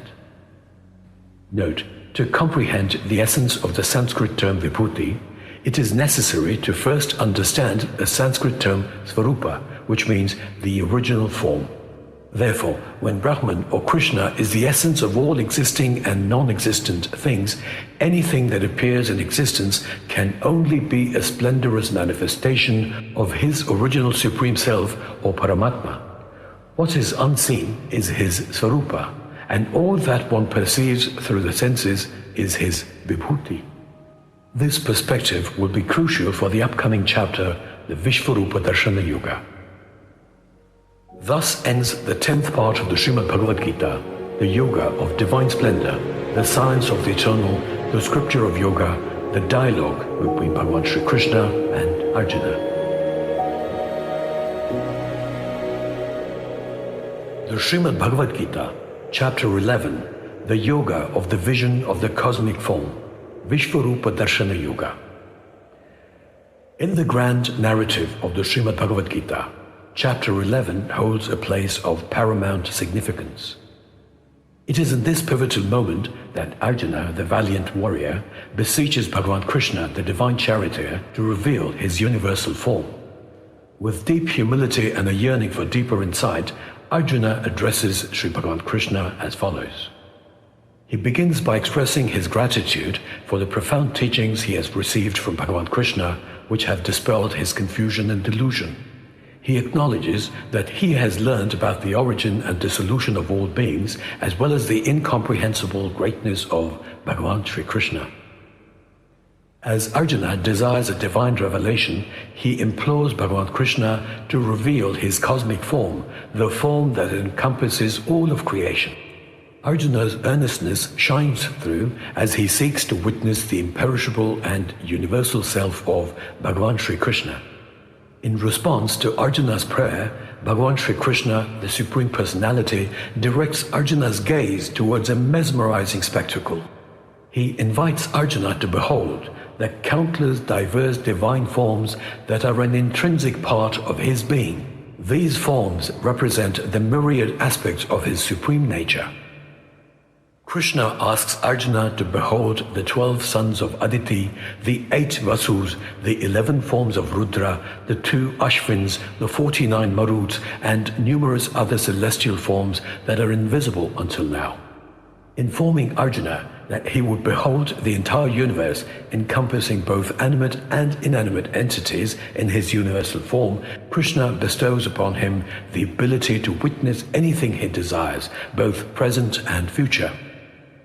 The Supreme Bhagavan says to Arjuna that his divine form cannot be perceived with ordinary human eyes. To grant Arjuna the vision required, Sri Krishna endows Arjuna with divine sight, allowing him to witness the incomprehensible miracle of the divine. Note, the significance of the expression divine sight underscores that perceiving the omnipresent divinity requires not just a visual enhancement, but a suitable mental disposition and a profound sense of awe. It is this attitude that allows one to perceive nature as the ultimate marvel and recognize Krishna in every living being and in every facet of consciousness and existence. Sankhya, who is narrating this phenomenal event to King Dhritarashtra, explains how Sri Krishna, the Supreme Personality, unveils his universal form in all its resplendent glory. Arjuna, now graced with divine sight, gazes upon a form that is beyond imagination. In the cosmic form of Bhagavan Krishna, Arjuna perceives a multitude of mouths and eyes, each one more wondrous than the last. He is captivated by the divine ornaments adorning Bhagavan and the celestial weapons he wields. Sri Krishna's form is clothed in divine garments and adorned with radiant garlands. His divine scent pervades the surroundings, and his entire being exudes an all-encompassing magnificent radiance. Arjuna's ecstasy knows no bounds as he witnesses the vastness of the Supreme Being. The brilliance of Sri Bhagavan Krishna's form rivals the radiance of countless suns in the sky, casting a dazzling light that envelops the entire universe. At that moment, Arjuna beholds the entire universe with its multifarious divisions, all to be united in the body of the Supreme Bhagavan Krishna. Overwhelmed with awe and ecstasy, Arjuna, his hair standing on end, reverently bows with folded hands before the Supreme Bhagavan Krishna and begins to speak. Arjuna's voice resonates with wonder as he describes the divine vision. He sees an assembly of deities and various living entities within Sri Krishna's body. Brahma seated on a lotus flower, Bhagavan Shiva, divine serpents, and numerous great sages, all are a part of his cosmic spectacle. In the universal form of Sri Krishna, Arjuna witnesses countless arms, multiple bellies, innumerable mouths and eyes. This infinite form transcends the boundaries of time, for it has no beginning, middle, or end. And awestruck Arjuna sees Bhagavan Krishna adorned with a crown and bearing divine weapons such as maces and discs. His radiant aura shines from all directions, making it a daunting task to perceive Bhagavan amidst the blazing, unending brilliance. Arjuna says to Krishna that the universe finds its dwelling within Bhagavan Krishna, who is inexhaustible and the supreme protector of the eternal Sanatana Dharma. The magnificence of its revelation solidifies Arjuna's unwavering belief in the divine nature of Bhagavan Krishna. With a form that has no beginning, middle, or end, Sri Krishna's countless arms and eyes reveal his infinite glory. His radiance includes the brilliance of the sun and the moon, and his sheer presence warms and illuminates the universe. The space between the earth and the heavens, as well as all the quarters, is entirely filled with Bhagavan Krishna. The cosmic vision leaves the three worlds trembling in reverence before the Supreme Being. Groups of deities, celestial beings, and great sages enter into Sri Krishna's divine form. Some, overwhelmed with awe, offer prayers with folded hands, while others extol him through Vedic hymns. Even the Rudras, Adityas, Vasus, Sadhyas, Vishvadevas, Ashwani Kumaras, Maruts, forefathers, Gandharvas, Yakshas, demons, and Siddhas are transfixed gazing upon his astonishing spectacle. Bhagavan Krishna's cosmic form leaves all the planetary bodies in a state of upheaval. Arjuna too is filled with astonishment and trepidation as he beholds this all-encompassing manifestation. Arjuna perceives Bhagavan Krishna touching the heavens, radiating a multitude of colors and displaying numerous faces, eyes, arms, thighs, legs, and bellies. The sight is nothing short of a cosmic wonder, and Arjuna is overcome with a profound sense of awe and reverence. With the bright and immeasurable radiance of blazing fires surrounding him, Bhagavan Krishna appears as an unfathomable infinite entity. His effulgence is so intense that Arjuna is aghast and struggles to maintain his composure. Upon witnessing Bhagavan Sri Krishna's cosmic form, Arjuna trembles with fear, his heart devoid of peace and steadiness. He beholds Bhagavan Sri Krishna's mouth filled with fiery teeth, resembling the flames of annihilation and the fire of death, which leaves him bewildered. Turning to Bhagavan Sri Krishna, the refuge of the worlds, Arjuna implores for mercy. Amidst the dread-inspiring sight, Arjuna sees the sons of Dhritarashtra and allied kings, except for Bhishma, Drona, Karna, and other generals from their side, entering the formidable mouth of Bhagavan Sri Krishna. Some are wedged between his teeth, others have their heads crushed, and some devoured whole, akin to rivers flowing into the ocean or moths darting into a blazing fire. Bhagavan Sri Krishna's fiery tongues lick up people and consume the worlds, enveloping the universe in a scorching blaze. Seeking an understanding of this formidable form, Arjuna offers his obeisance to Bhagavan Sri Krishna and implores for his grace, desiring to comprehend Bhagavan Sri Krishna's true nature and workings. In response, Bhagavan Sri Krishna declares that he is the formidable force of time, the annihilator of beings, and his role in the impending destruction of worlds. He assures Arjuna that even without his involvement, all opposing warriors are destined to perish. Addressing Arjuna as the ambidextrous one, Krishna asks Arjuna to therefore get up and attain glory, to conquer his enemies, and to enjoy a prosperous kingdom. He says that all these warriors have already been destroyed by Krishna, and that Arjuna is merely an instrument. Drona, Bhishma, Jayadratha, Karna, and other great warriors have already met their end at the hands of Bhagavan Sri Krishna, and Arjuna is reminded to fight without disturbance, emerging victorious against his foes. Having listened to the divine discourse of Sri Krishna, Arjuna, with trembling hands and folded palms, prostrates before him and speaks in a faltering, fearful voice. Arjuna acknowledges the delight that pervades all who glorify Bhagavan Sri Krishna, while even demons flee in fear of him. Arjuna questions, why would anyone not offer obeisance to the Supreme Being who surpasses even Brahma, the Creator, and serves as the eternal, imperishable, and all-pervading source of creation? Recognizing Bhagavan Sri Krishna as the primordial Supreme Being, the ancient personality, and the supreme resting place of the universe, Arjuna expresses his profound respect, offering obeisance from all directions.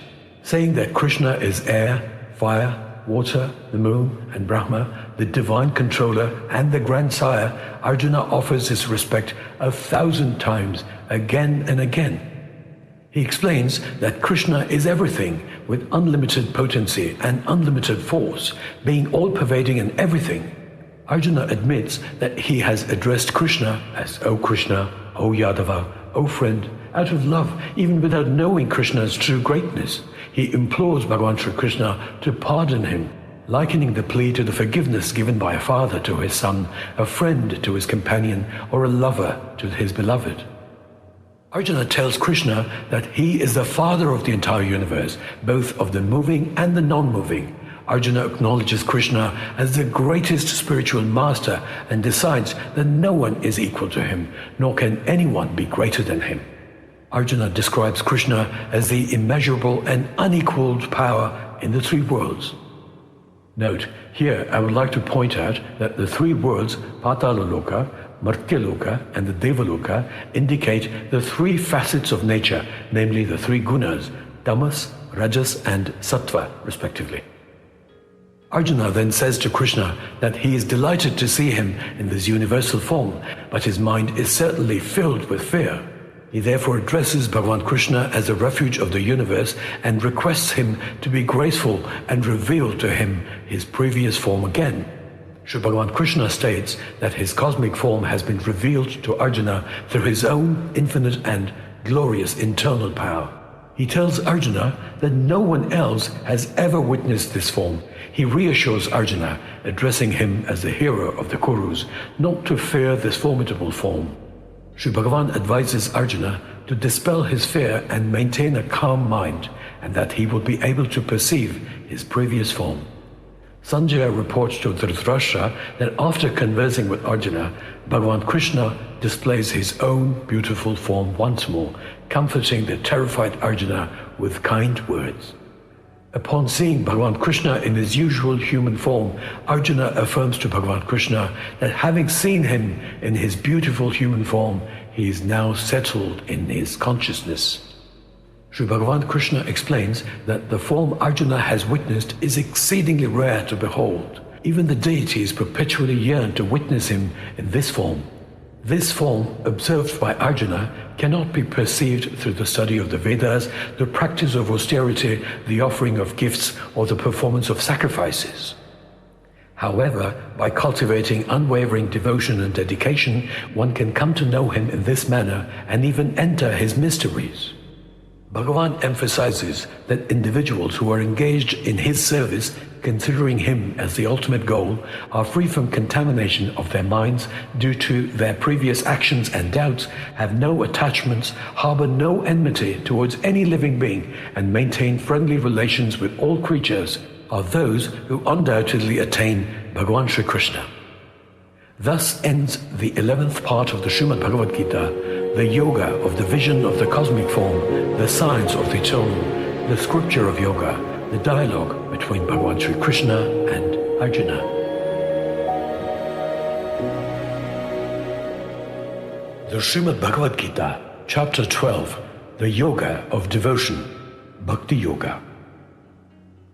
In this crucial chapter regarding bhakti or devotion, Arjuna seeks to understand the essence of devotion and the various facets of its practice.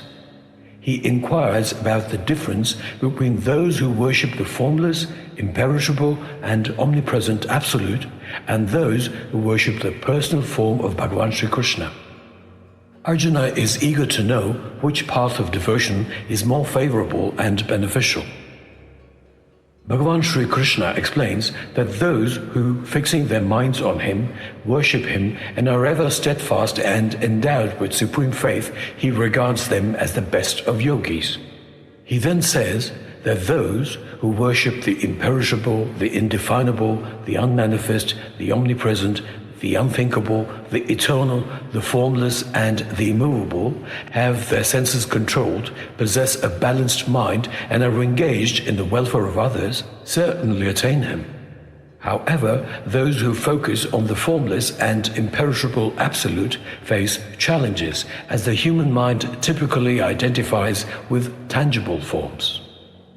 But those who worship him, renounce all actions in him, regard him as the supreme goal, and meditate on him with single-minded yoga, he certainly delivers them from the ocean of the mortal samsara, or that of birth and death. Bhagavan encourages Arjuna to center his mind and intellect on him. If that proves difficult, he advises constant practice to attain such focus. If that too is unattainable, Bhagavan suggests performing actions for his sake, promising that even this will lead to perfection.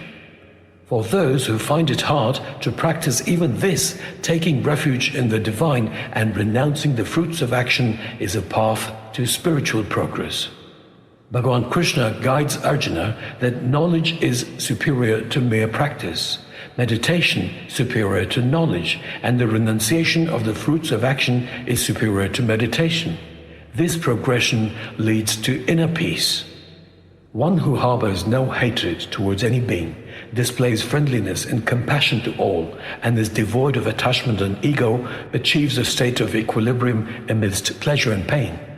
Such an individual, characterized by perpetual forgiveness, contentment, steadfast meditation, unwavering conviction, self-control, and unwavering dedication to Krishna, is dear to him. Furthermore, he who neither causes grief to others nor is agitated by the world, who treats equally pleasure and pain, and is free from envy, fear, and anxiety, is dear to Krishna. One who is devoid of desires, possesses purity, skill, dispassion, and tranquility, renounces selfishness in all endeavors, and maintains unwavering devotion to Krishna, is dear to him. He who transcends the realms of joy and hatred, neither mourns nor covets, rises beyond good and bad, and embraces unwavering devotion, is dear to Krishna. The one who views both foe and friend alike, who encounters honor and dishonor with equanimity, remains unaffected by cold, heat, pleasure, and pain, is free from attachment, treats admonishment and praise impartially, embraces silence, finds contentment in whatever unfolds, remains unattached to a specific place, and possesses a steadfast and devoted mind, is dear to Krishna. The chapter concludes with Bhagavan Sri Krishna declaring that those devotees who sincerely adhere to his timeless Dharma, enriched with unwavering faith regarding Krishna as their ultimate destination, are dear to Krishna. Thus ends the 12th part of the Srimad Bhagavad Gita, the yoga of devotion, the science of eternal, the scripture of yoga, the dialogue between Bhagavan Sri Krishna and Arjuna.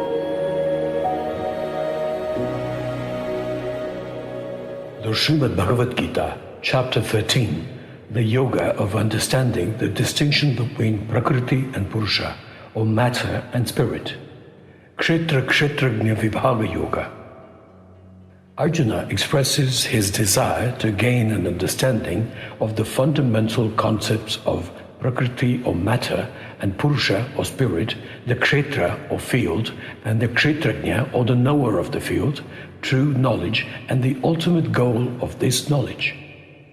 Sri Bhagavan Krishna enlightens Arjuna by explaining that the body is referred to as a Kshetra or the field, and the knower who knows it is known as Kshetrajna or the knower of the field. The Kshetrajna present in all bodies is none other than Krishna himself, and this knowledge about the field and its knower is the essence of true wisdom. Bhagavan states that he will now explain to Arjuna in brief what the field is and of what nature it is. Arjuna may now hear from Krishna what its modifications are and what it was created from. He may also hear about the knower of the field and what his powers are. The Absolute Truth has been celebrated by great sages through diverse means. They have articulated this truth in Vedic hymns and have expounded upon it in the Brahma Sutras, employing reason and logic while presenting unambiguous evidence. The five great elements, egoism, intellect, the unmanifest primordial matter, the 10 senses, the mind, and the objects of the senses, as well as desires, hatred, happiness, pain, the body, the consciousness of living, conviction, and intelligence form the field or kshetra and all its modifications.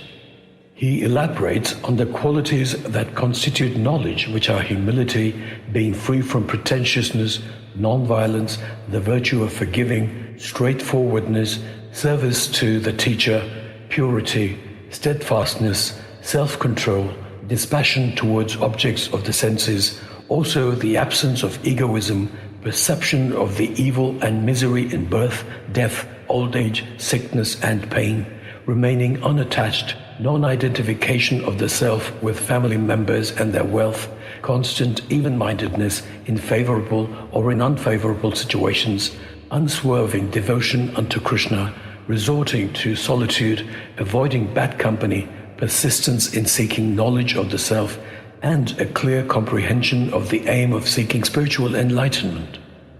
Bhagavan says that whatever is opposed to all that is ignorance. Krishna proceeds, declaring his intent to unveil the knowledge that leads to immortality. He reveals the timeless and eternal Brahman, transcending the notions of existence and non-existence. This all-pervading reality possesses hands and feet everywhere, with eyes, heads and mouths omnipresent and ears extending throughout the universe. It perceives all sensory experiences while remaining detached, upholding and sustaining the entirety of creation. Simultaneously transcending the three Gunas and serving as their experiencer, it embodies the ultimate truth. Krishna explains that the Supreme Truth exists within and outside all living beings, including all those that move and do not move. This reality is simultaneously subtle and far-reaching, near to all, despite its apparent distance. While it remains undivided, it manifests as if divided within each being. It functions as the creator, sustainer, and destroyer, shining as the light surpassing all other lights beyond darkness. It represents knowledge, the knowable, and the ultimate goal of knowledge residing within the hearts of all. In conclusion, Krishna clarifies the essence of the field, knowledge, and the object of knowledge. Devotees who comprehend this truth merge with Krishna's being. Krishna explains to Arjuna that Prakriti or nature and Purusha or spirit are both without a beginning. All transformations of the body and the Gunas originate from Prakriti. Prakriti is considered the cause in the relationship between effect and cause, while Purusha is responsible for experiencing pleasure and pain. Seated within Prakriti, Purusha undergoes the effects of qualities originating from Prakriti. Attachment to these qualities becomes the catalyst for birth in both virtuous and non-virtuous wombs. Within the body resides Purusha, also known as the spectator, the one who permits, supports, and enjoys transcendently. He is the Paramatma, the Supreme Self. Understanding the truth about the Purusha or spirit, Prakriti or matter, and the interplay of the Gunas leads to liberation. Such a person, regardless of their current condition, will not undergo rebirth. Some individuals perceive the self within themselves through meditation, while others do so through the yoga of knowledge or the yoga of action. Those who lack spiritual knowledge but begin to worship after learning from others also transcend the cycle of birth and death. Krishna explains to Arjuna that whenever a being takes birth, whether it is moving or non-moving, it occurs due to the combination of the field and its knower. A perceptive individual, according to Krishna, is someone who discerns the presence of the Supreme Self, the Supreme Bhagavan, equally within all beings, the unperishing Supreme in the perishing. Such a discerning person perceives the same Supreme Self dwelling everywhere and refrains from compromising their own spiritual well-being by confusing the ego with the self, as the ignorant do. As a result, they achieve the highest goal. Krishna clarifies to Arjuna that an individual who possesses true insight perceives that all actions are carried out by Prakriti, the material nature which originates from the body and mind. This perceptive person understands that the true spiritual self remains inactive. When a person observes the entire diversity of beings as resting in the One and emanating from that singular source, they attain the realization of Brahman. Krishna further explains that the imperishable Supreme Self lacks a beginning and is free from material qualities. Even though it dwells in the body, it neither engages in actions nor is affected by them. Krishna conveys to Arjuna that the self, which is omnipresent within the body, remains untainted and unaffected, just like the all-pervading ether due to its subtlety. Additionally, Krishna explains that similar to the sun illuminating the entire world, the self or Atman, as the master of the body, sheds light on the entire field. He goes on to elaborate that those who perceive the differentiation between the field and its knower, as well as the liberation of beings from material nature of Prakriti through the lens of knowledge, achieve the supreme goal. Thus ends the 13th part of the Srimad Bhagavad Gita, the yoga of understanding the distinction between Prakriti and Purusha, or matter and spirit, the science of the eternal, the scripture of yoga, the dialogue between Bhagavan Sri Krishna and Arjuna. The Srimad Bhagavad Gita, Chapter 14, the Yoga of Understanding the Three Gunas, Gunatraya Vibhaga Yoga. Sri Bhagavan Krishna has been speaking about the three gunas right from chapter 2. He is about to elaborate the gunas in this chapter. He will again explain to Arjuna that supreme knowledge which is the most superior of all knowledge. With this knowledge, all the sages who have been liberated from this realm have achieved the highest accomplishment. Those who embrace knowledge attain unity with Krishna, unaffected by the cycles of creation and dissolution. He explains that nature, or Brahma, is like his womb, into which he places the impulse of creation, out of which everything comes into being. As the seed-giving father, he facilitates life's genesis in the vast expanse of nature. Krishna elucidates that the three gunas, or qualities, include sattva, representing goodness, rajas, symbolizing passion, and tamas, denoting ignorance.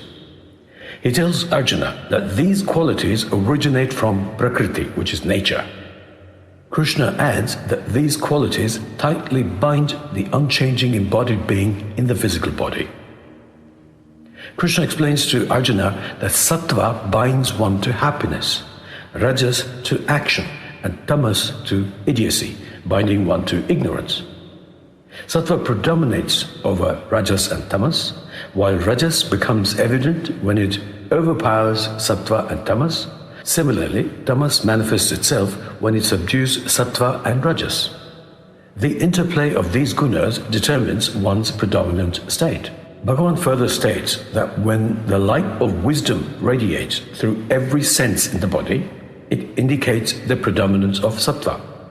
On the other hand, when greed, the pursuit of material gains, restlessness, and longing arise, rajas is dominant in one's nature.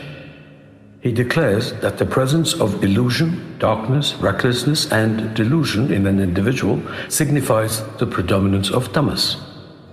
Krishna goes on to say that if a person's life ends while sattva is predominant, they attain the pure realms of the learned. When a person faces death with rajas predominant, they are reborn among those deeply involved in actions with attachment to outcomes. However, if one's life ends with tamas prevailing, they are reborn in less evolved conditions. He then describes that the results of virtuous actions carried out in the state of sattva are pure. In contrast, actions performed under the influence of rajas lead to suffering, and those done with tamas result in darkness. Krishna adds that knowledge arises from sattva, while rajas gives rise to greed, and tamas leads to ignorance, carelessness, and delusion. Those predominantly influenced by sattva move towards higher states of being. The rajasic tend to remain in the middle, and those primarily influenced by tamas gravitate towards lower conditions. Note, the adage holds true. What isn't defined and measured can't be controlled. To gain mastery over the mind, a comprehensive study is essential. Each facet of the mind, including its diverse aspects, must not only be defined but also thoroughly comprehended. An integral part of this understanding lies in grasping the three facets of nature, sattva, rajas, and tamas. This knowledge is crucial for unraveling the complexities of one's mind, delving into its general attitude and thought patterns, and eventually mastering it. The blessed Bhagavan explains to Arjuna that a person who recognizes the Gunas as the driving force behind all actions and considers the self as transcending these qualities attains his divine nature. You heard it right, Krishna's divine nature. One who surpasses the three Gunas is liberated from birth, illness, death, old age, and suffering, achieving immortality. Arjuna inquires about the characteristics of a person who has transcended the Gunas, how they conduct themselves, and how they move beyond these qualities. In response, the blessed Bhagavan describes that such an individual does not despise the presence of knowledge stemming from sattva, the activity arising from rajas, or the delusion rooted in tamas.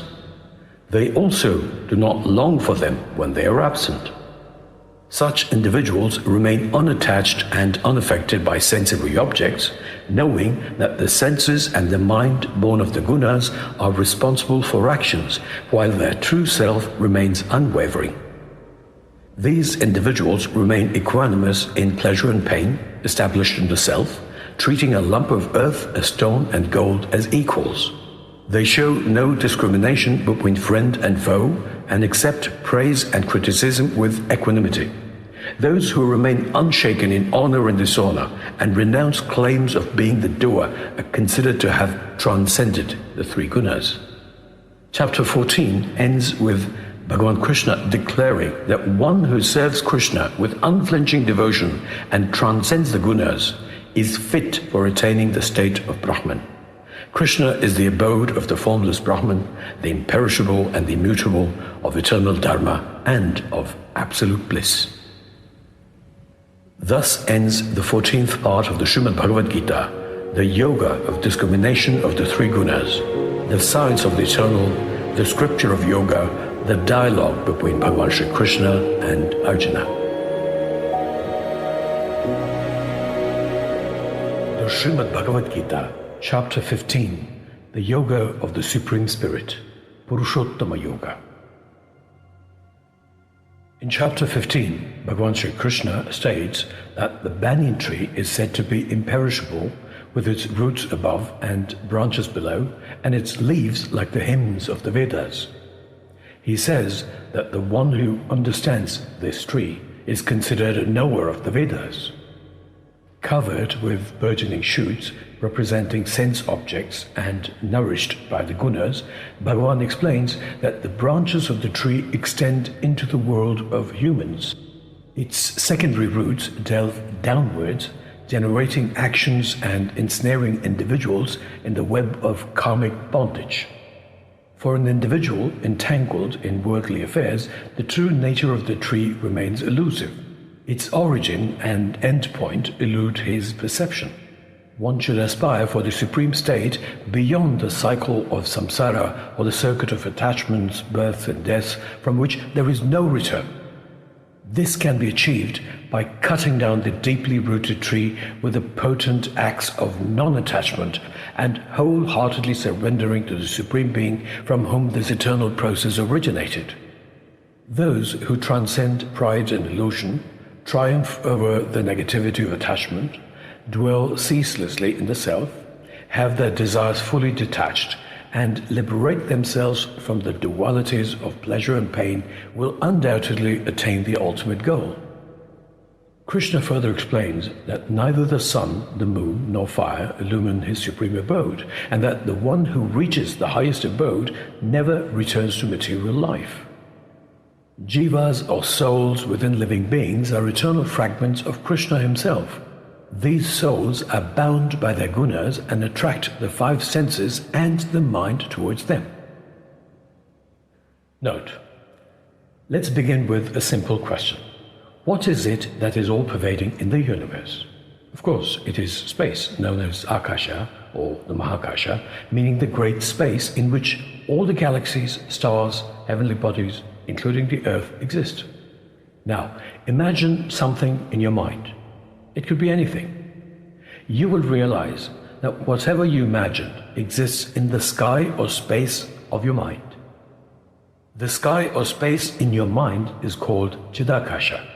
The term stems from Chit, meaning consciousness or awareness, and Akasha, meaning the sky or space, and in this case, the sky of your consciousness. Finally, picture the space within a pot and the space outside it. The sky or space within a pot is called Ghatakasha. Ghata means a pot, and Ghatakasha simply means the sky or space in the pot. So we have Mahakasha, Chidakasha, and Ghatakasha. Is there any difference between the space within the pot and outside it? Certainly not. The space in the pot appears distinct from the rest of the space, the sky or Akasha, merely due to the existence of the pot's walls. Similarly, consider seawater collected in a pail. The seawater in the pail takes a temporary identity as a pail of water until it reunites with the sea. In Chapter 8, we delved into the macrocosm and the microcosm. Krishna enlightened Arjuna about Parampurush, Brahman, or the Supreme Self, the timeless, omniscient commander, more minute than an atom, possessing an inconceivable divine form and surpassing the brilliance of the sun and the darkness of ignorance. Hence, Brahman, Parampurush, Krishna, the all-pervading Atman, or the Self, resides in each cell and atom. As I elucidated in Chapter 10, the unseen is the Svarupa of Brahman, or Krishna, while all that is perceived through the senses is his vibhuti, or manifestation. To simplify non-duality, that which is all-pervading by definition is non-dual. Everything perceived in this non-dual existence constitutes the vibhuti, or manifestation of the formless Brahman or Krishna. Remember that anything that can be seen, smelt, felt, or tasted should be made of atoms, and within every atom is the same non-dual space, Akasha, or existence. In Chapter 13, Krishna conveys that a perceptive individual is someone who recognizes the presence of the Supreme Self, the Supreme Bhagavan, equally within all beings, the unperishing Supreme in the perishing. Back to the Srimad Bhagavad Gita. In Shloka 15:8, Krishna says that when the Atman, or the inner self, assumes a body, it carries the mind and the five senses from the previous body, much like the wind that carries various odors with it. Note, I would like to offer a couple of observations on the two primary methods of rationalizing the statement concerning the transmigration of the Atman. Before I proceed to explain, let us recall the most essential fact of the all-pervadingness of Brahman, Krishna, or the Self. It is common sense that when something is all-pervading, it is all-pervading and therefore cannot move. Let us take the case of empty space, which is all-pervading. Can empty space move from one place to another? Even such a thought is a meaningless one, isn't it? To even initiate acquiring an understanding of Brahman or Krishna, the crucial first step would be to dispel the misconception that there is literally a separate entity called life residing in a body and departing from it when the body dies. Every living entity or non-living physical thing that exists in space, irrespective of its size, is a conglomeration of atoms, with each atom, in turn, containing space within it. Each living being is an independent organic system which functions until all its components are working normally. When any of the primary organs fail, the corresponding organic system can no longer function cohesively. The ongoing renewal of cells, crucial for growth, repair and maintenance of tissues and organs, halts, leading the system to cease thriving. This cessation is what we refer to as death. It marks the end of a body, but not of that which exists within every atom of the organic system, or, let's say, in every physical body of humans. Consider how we commonly refer to a person's physical being as their body, or the body of a dead person as their corpse. The concept that we are not our bodies fundamentally permeates even our commonly spoken languages. That being the case, what is the death that Krishna refers to in this chapter when he talks of the Atman assuming a new body?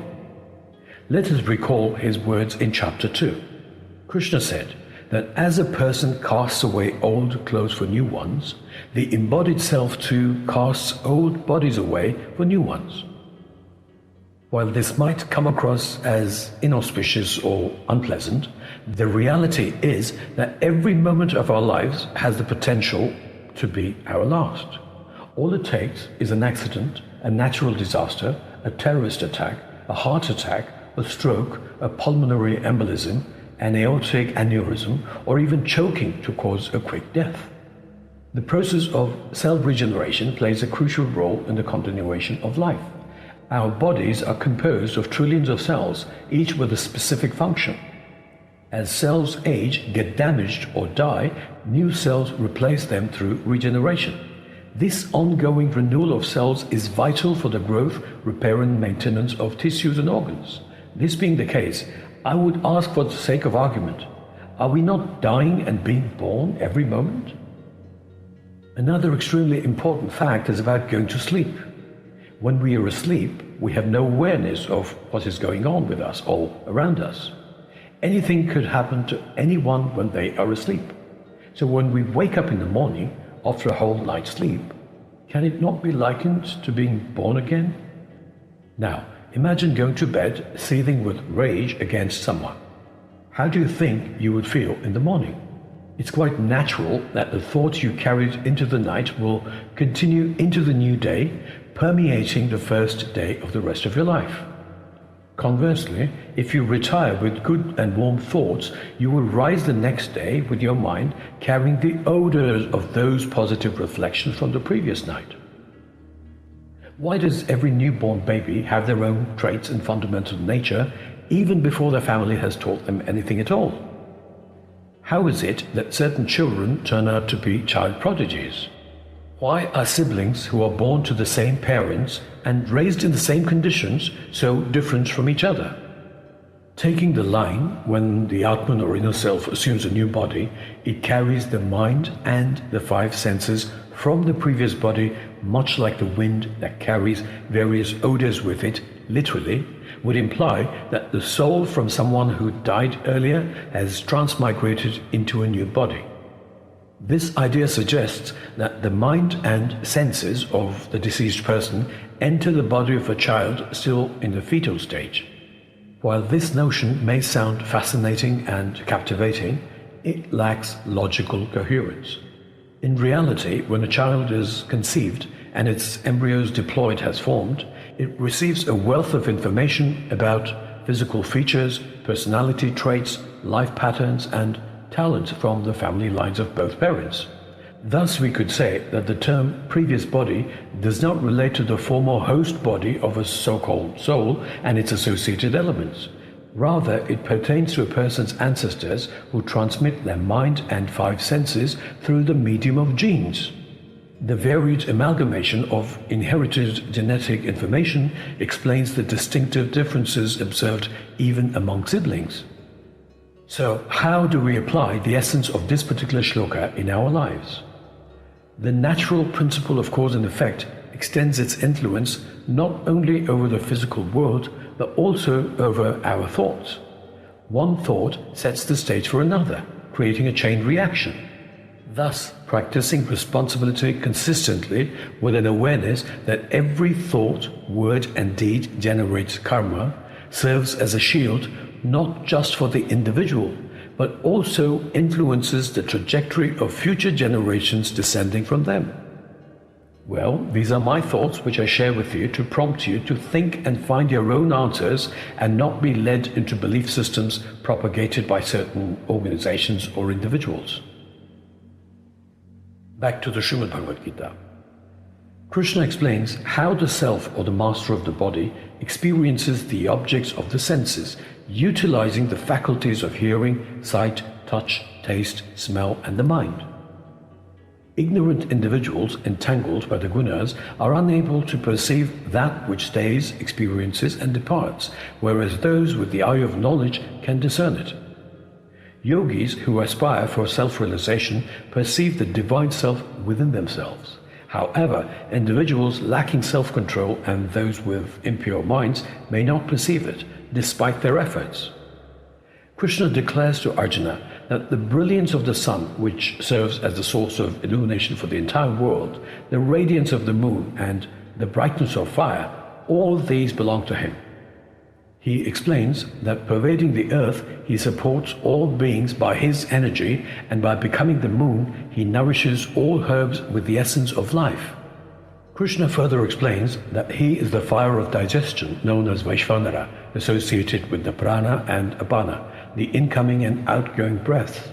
He resides within the bodies of all living beings, where he facilitates the digestion of the four types of food. He also clarifies that he is present within the hearts of all creatures, and it is from him that memory, knowledge, and the power of reasoning emanate. Furthermore, he emphasizes that he is the sole subject of knowledge expounded in the Vedas and the originator of Vedanta, possessing knowledge of the Vedas. Krishna enlightens Arjuna that there are two Purushas, Kshar representing the perishable and Akshar signifying the imperishable. In the material world, all beings are perishable, while the liberated ones, referred to as Kutastha, are imperishable. Moreover, distinct from these, there is the Supreme Purusha, the highest self, or the indestructible Brahman, who pervades the three worlds and sustains all living beings. Krishna asserts that he transcends the perishable world of matter and is even higher than the imperishable, leading to his recognition in the Vedas as the highest Purusha. It is understood by those who grasp the truth, remain undeluded, and perceive Krishna as the highest Purusha. They offer wholehearted worship to him. Krishna emphasizes that he has imparted this highly confidential knowledge to Arjuna, and acquiring this wisdom bestows intelligence and fulfills all his duties. Thus ends the 15th part of the Srimad Bhagavad Gita, the yoga of the Supreme Spirit, the science of the eternal, the scripture of yoga, the dialogue between Bhagavan Sri Krishna and Arjuna. The Srimad Bhagavad Gita, Chapter 16, the Yoga of the Distinction between Divine and Demoniacal Qualities, Daiva Asura Sampat Vibhaga Yoga. In the 16th chapter of the Grand Discourse, Sri Bhagavan Krishna elaborates on the virtues and vices shaping human character. He begins with the divine qualities: fearlessness, purity of mind, perseverance in the yoga of knowledge, charity, self-control, sacrifice, the study of scriptures, austerity, and straightforwardness. Continuing with divine attributes, he addresses non-violence, truthfulness, freedom from anger, renunciation, peacefulness, the absence of greed, compassion, the absence of covetousness, gentleness, modesty, and prudence. Bhagavan Krishna asserts these as saintly qualities inherent in one born with a divine disposition. Conversely, Bhagavan Krishna outlines the qualities of those with a demoniacal nature, including fraud, impudence, arrogance, rage, rudeness, and ignorance as qualities that lead to bondage. Sri Krishna, while emphasizing that divine qualities lead to liberation and demoniacal qualities lead to bondage, reassures Arjuna that he possesses divine qualities. Bhagavan divides humanity into two categories: those with divine qualities and those with demoniacal tendencies. He elucidates the nature of the latter by saying that people with demoniacal tendencies lack understanding of right and wrong, purity and truthfulness. They deny the existence of a moral foundation, divinity, and believe that lust is the cause of the universe. Being bound by hundreds of ropes of desire and driven by insatiable lust, greed, and anger, they strive to amass wealth using all possible unjust and unrighteous means with the main aim of satisfying their desires. In their delusion, they proclaim having achieved things and assert that they will attain more in the future. They believe they possess everything and will continue accumulating wealth. They see themselves as all-powerful, successful, and happy. The demoniacal, who are bound by countless desires, ensnared in a web of delusion, and consumed by lust and greed, descend into a wretched existence. Krishna explains that individuals with narcissistic, arrogant, and ostentatious traits, intoxicated by the pride of their worldly possessions, engage in hypocritical acts of sacrifice. These actions disregard scriptural principles. They are blinded by egotism, power, arrogance, greed, and anger. These demoniacal people hold hatred not only for others, but also for Krishna's divine presence within themselves.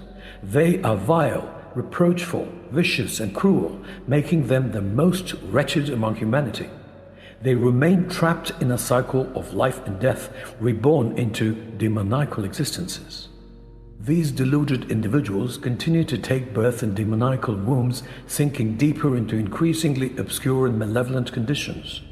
The three gates to self-destruction, namely lust, anger, and greed, should therefore be given up.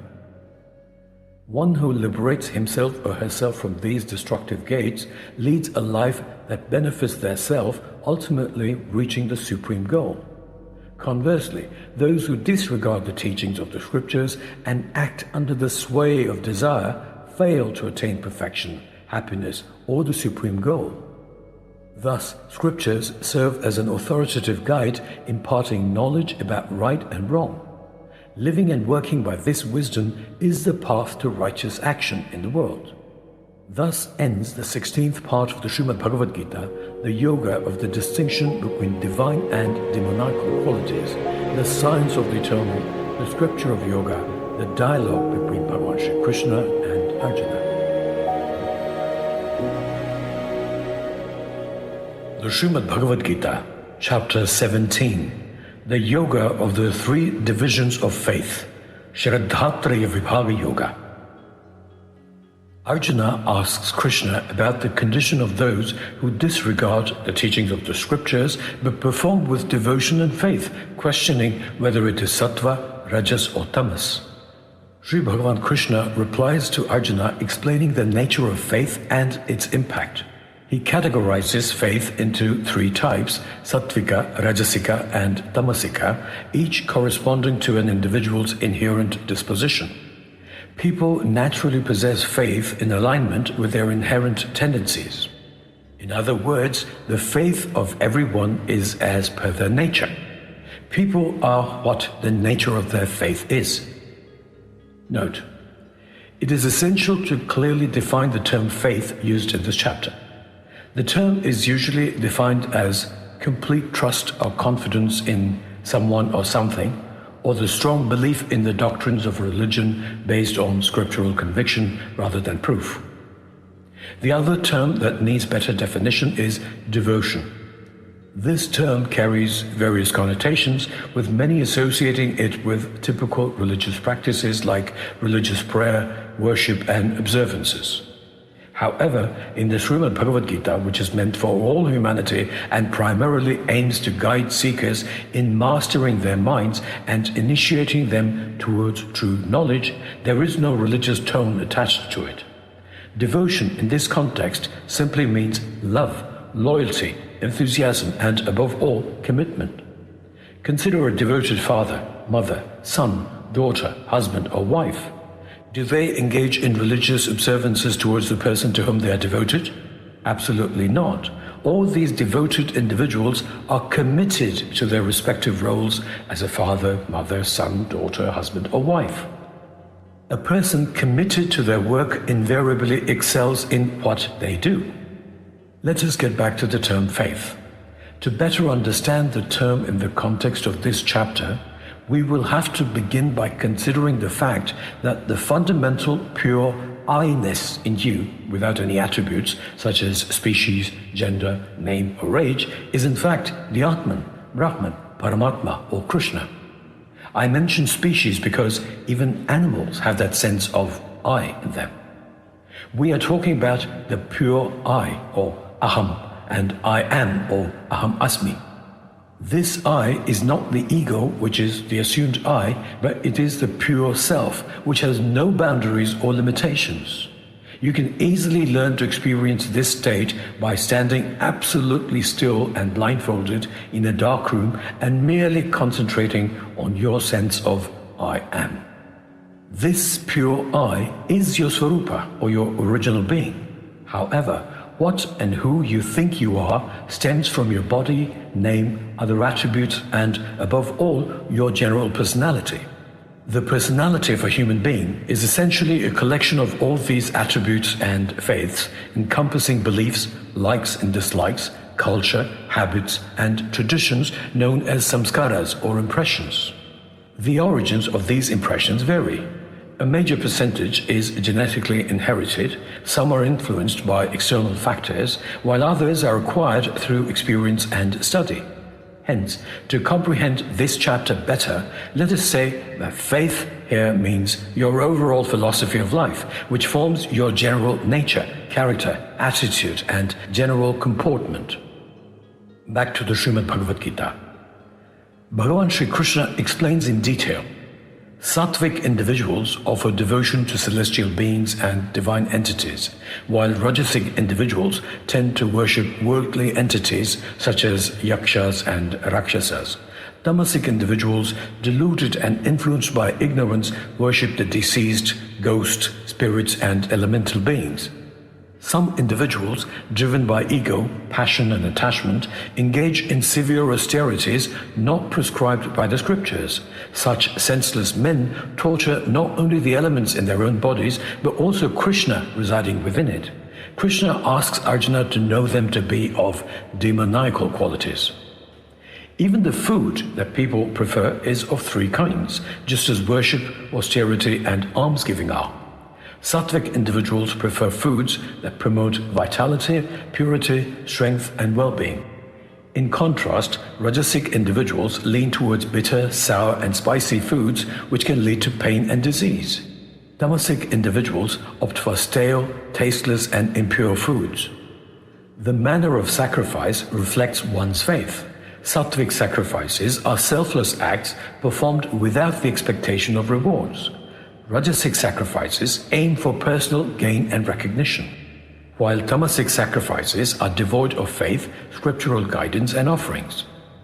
Austerities of the body involve worshipping deities and spiritual guides and practicing honesty and chastity.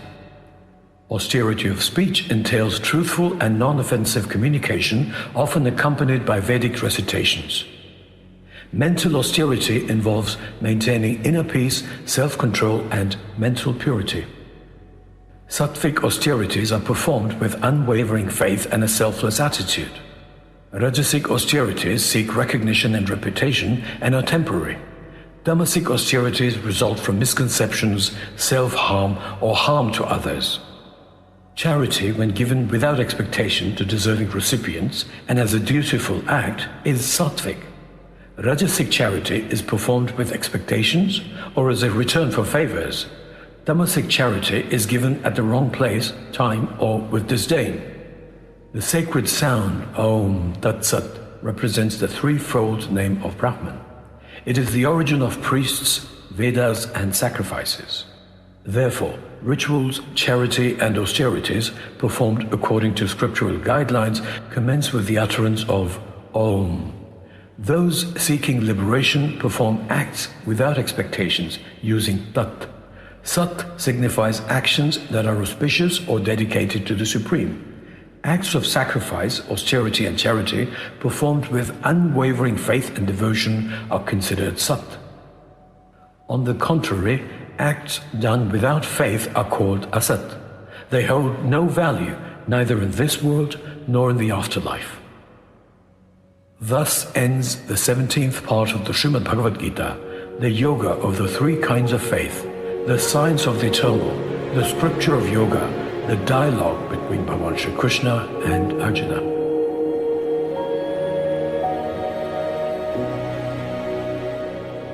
The Srimad Bhagavad Gita, Chapter 18, the Yoga of Liberation through Renunciation, Moksha Sannyasa Yoga. Out of the 700 shlokas contained in the Srimad Bhagavad Gita, 574 shlokas are spoken by Krishna, 84 by Arjuna, 41 by Sanjaya, and 1 by King Dhritarashtra. The second and the 18th chapters are considered to be the most important ones in the entire Srimad Bhagavad Gita. The second chapter, with 72 shlokas, gives a seeker a preview of all that is to follow. About the 18th chapter with 78 shlokas, which is the longest one in the scripture, it can be said that it contains all of Bhagavan Krishna's teachings, but in a condensed form. In the final chapter of the grand discourse, Arjuna begins by expressing his desire to understand the truth about the renunciation of action and the renunciation of the desire for the fruits of actions. He seeks to comprehend the distinction between the two. He addresses Krishna as Keshisudana, meaning the slayer of the demon Keshi, who represents false pride and blind arrogance. Therefore, Krishna, the supreme intellect, won over Keshi, the personification of false pride and blind arrogance. In the beginning of the final chapter of the Srimad Bhagavad Gita, Krishna explains to Arjuna that the wise sages consider giving up desire-driven actions as sannyasa and relinquishing all the fruits of actions as dhyaga. Some sages declare that all actions should be given up, considering them to be filled with faults, while others state that acts of gift, sacrifice, and austerity should not be given up. Note, the term sannyasi is often misunderstood by many, and they usually associate this term with men who wear saffron or white-colored clothes, sport long beards, abandon their families, and set out in search of truth. This misunderstanding, in fact, discourages some young people from even reading this life-changing scripture. However, please recall that in the 5th chapter, Krishna clarified that a true sannyasi is one who neither hates nor desires the results of their actions, harbors no hatred, and has no expectations. In this chapter, Krishna reaffirms that a person who has renounced desire-driven actions is indeed a sannyasi. Back to the Srimad Bhagavad Gita. Krishna clarifies that there are 3 kinds of dhyaga or relinquishment. Actions as sacrifice, charity, and austerity should not be given up. These acts purify the wise and must be performed without attachment or desire for rewards. Abandoning obligatory duties due to delusion is considered tamasic. Those who abandon duties out of fear or because they are painful do not gain the merit of renunciation due to their rajasic nature. Arjuna learns that actions done as a duty without attachment or desire for rewards are considered sattvic. The tyagi who renounces is characterized by sattva, intelligence, wisdom, and conviction, and is unattached to pleasant or unpleasant tasks. Such a person performs duties diligently. Krishna emphasizes that complete renunciation of actions is impossible for embodied beings because their nature compels them to act. True renunciation involves giving up attachment to the fruits of actions, and one who does so is known to be a tyagi. Krishna then elaborates that there are 5 factors in any action: the body, the ego, the mind, the senses, and the divine consciousness within. Actions performed with the body, speech, or mind, whether good or bad, are influenced by these 5 factors. One who perceives the self as the doer of actions has a clouded mind and lacks spiritual understanding. Krishna explains that 3 fundamental impulses drive action: Jnana, or knowledge; Jnana, the object of knowledge, or that which is known; and the knower. He elaborates that actions consist of 3 components: the instruments of action, the purpose of work, and the agent of work. Continuing his explanation to Arjuna, Krishna says that knowledge, action, and the doer of action are classified into 3 types based on the dominance of each guna in them, and he invites Arjuna to hear about these classifications. The knowledge with the help of which one sees the one indestructible reality in all beings, although divided into countless forms, is said to be sattvic or pure. The knowledge by which one perceives all beings, various entities of distinct kinds, as being different from one another without any underlying unity, is known to be born of rajas. Nevertheless, what is termed tamasic is when an individual clings to a single object as if it were everything, devoid of reason and indifferent to truth, displaying a trivial nature. Actions performed in accordance with scriptures, devoid of attachment or aversion, and without a desire for rewards, are classified as sattvic. On the other hand, actions driven by selfish motives, fueled by ego and pride, or carried out under great stress are labeled rajasic. Lastly, actions performed in a state of delusion, neglecting both scriptures and personal abilities, and without considering the potential consequences of loss or harm, are regarded as tamasic. One characterized with no attachment and ego, coupled with determination and enthusiasm, and who remains unaffected by outcomes of success or failure, is considered to possess a sattvic nature.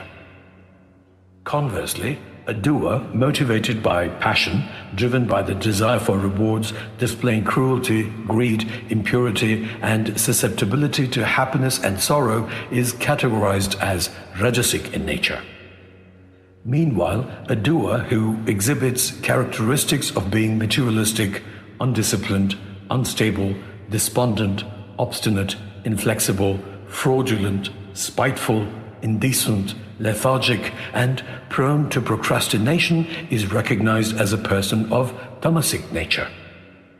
Krishna announces to Arjuna that he will now elaborate the 3 different divisions of the intellect and determination of people based on the 3 gunas. He defines the kind of understanding through which one realizes the path of work and renunciation, and what should and should not be done, what to fear and not to fear, and what leads to bondage and liberation as sattvic. Krishna continues by saying that the intellect that incorrectly comprehends dharma and adharma, unable to distinguish between actions to be done and those to be avoided, is rajasic. Lastly, Krishna states that the intellect shrouded in darkness and ignorance, leading to a distorted perception of dharma and adharma, is considered tamasic. Bhagavan explains to Arjuna that the strong determination achieved through yoga to control the mind, life force, and the senses is considered pure and sattvic. On the other hand, Bhagavan tells Arjuna that the will with which one clings to result-driven actions and the gratification of the senses in duty, religion, and economic development is rajasic. Thirdly, Bhagavan describes the determination with which a foolish person does not give up sleep, fear, sadness, despair and pride as tamasic. Krishna goes on to tell Arjuna that he will explain the three kinds of pleasure in which the self in the body enjoys and ultimately finds relief from all pain. He proceeds to describe that the pleasure which initially appears as poison but at the end turns out to be nectar is known as sattvic. This type of pleasure is born from one's pure intellect, rooted in self-realization. The pleasure, which at first seems like nectar due to the interaction of the senses with sense objects, but later turns out to be poison, is called rajasic. Finally, Bhagavan states that the pleasure that obscures self-realization from the beginning to the end, arising from sleep, indolence and delusion, is declared to be tamasic. Bhagavan emphasizes that there is no being on earth, in celestial realms, or even among deities who is free from these three gunas or qualities that originate from nature. Krishna continues addressing Arjuna. He explains that the duties of Brahmanas, Kshatriyas, Vaishyas and Shudras are allocated in accordance with their respective qualities and abilities, which are determined by their own gunas. Note: these duties are not predetermined by one's birth into a particular family. Instead, they are based on an individual's overall nature, attitude, aptitude, as well as their inherent qualities and abilities. Each person is born with distinct inherent qualities. The shlokas talk about the varnas and not the despicable caste system followed by certain societies. Varnas encompass four broad classifications of individuals rooted in the distinctive blend of the three gunas, shaping their overall mental constitution. Dismissing misconceptions and grasping the true essence of varnas is crucial. This understanding significantly aids individuals in their journey of self-discovery, allowing them to explore their inherent guna composition rather than conforming to external impositions. Each person is born with a distinct blend of gunas, sattva, rajas and tamas, influencing their perception, thoughts and actions. In chapter 15, I spoke about the establishment of the fundamental traits and qualities that form the innate nature of an individual during the formation of the diploid, which subsequently develops into their embryo.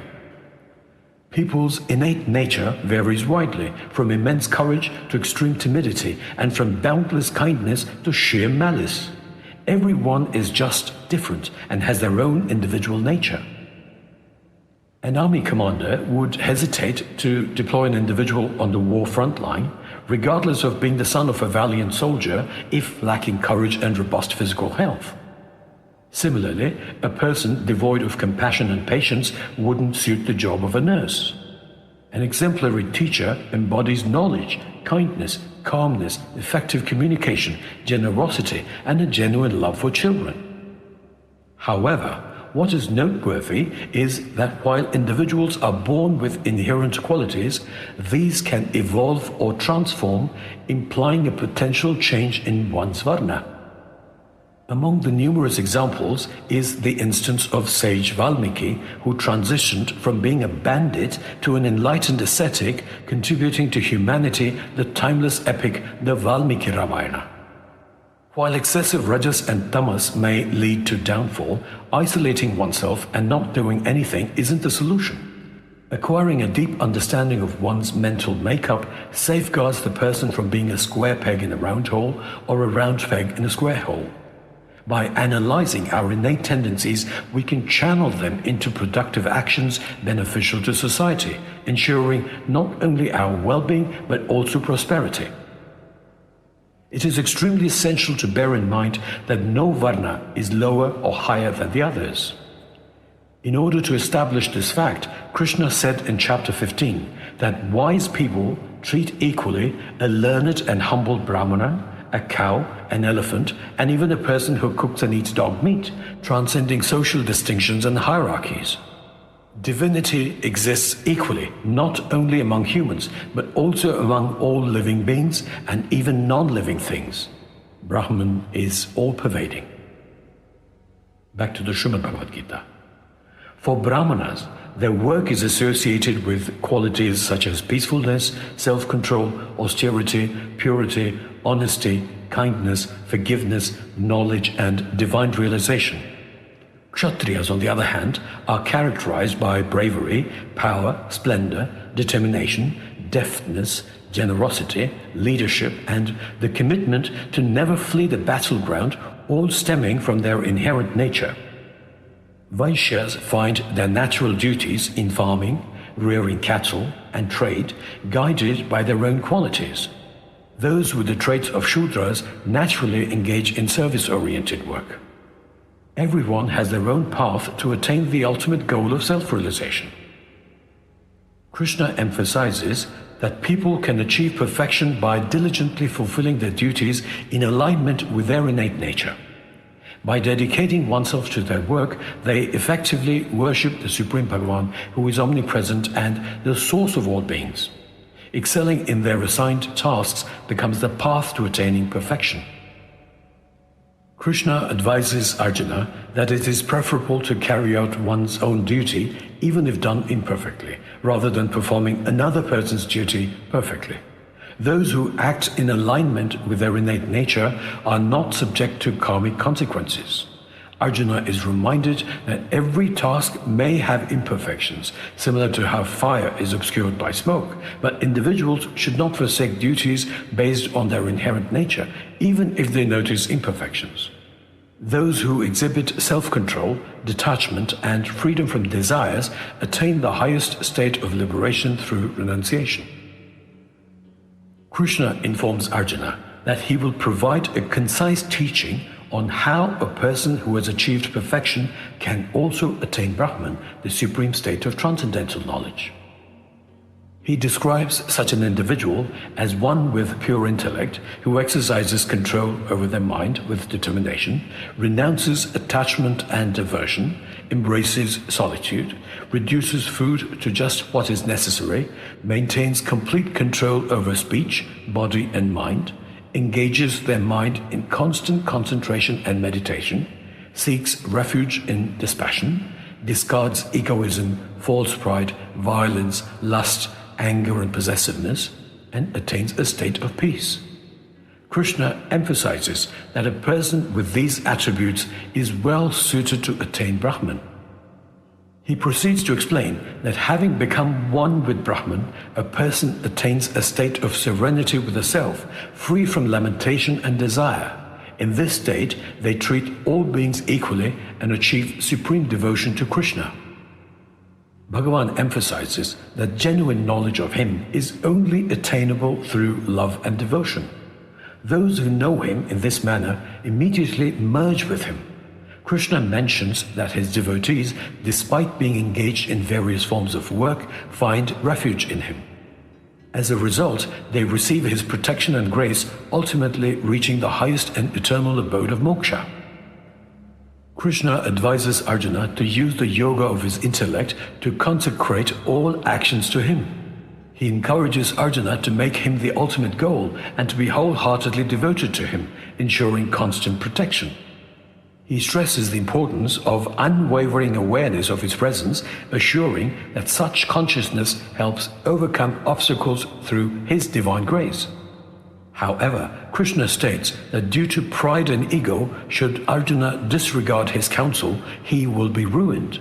If Arjuna were to think that he would not fight, it would only mean that he is filled with egoism. It is a vain thought, and it is his conceit that is making him say so. Arjuna's nature will compel him, says Bhagavan, who confirms to Arjuna that even actions he is reluctant to undertake due to a deluded mind will be performed involuntarily by him, driven by his inherent nature.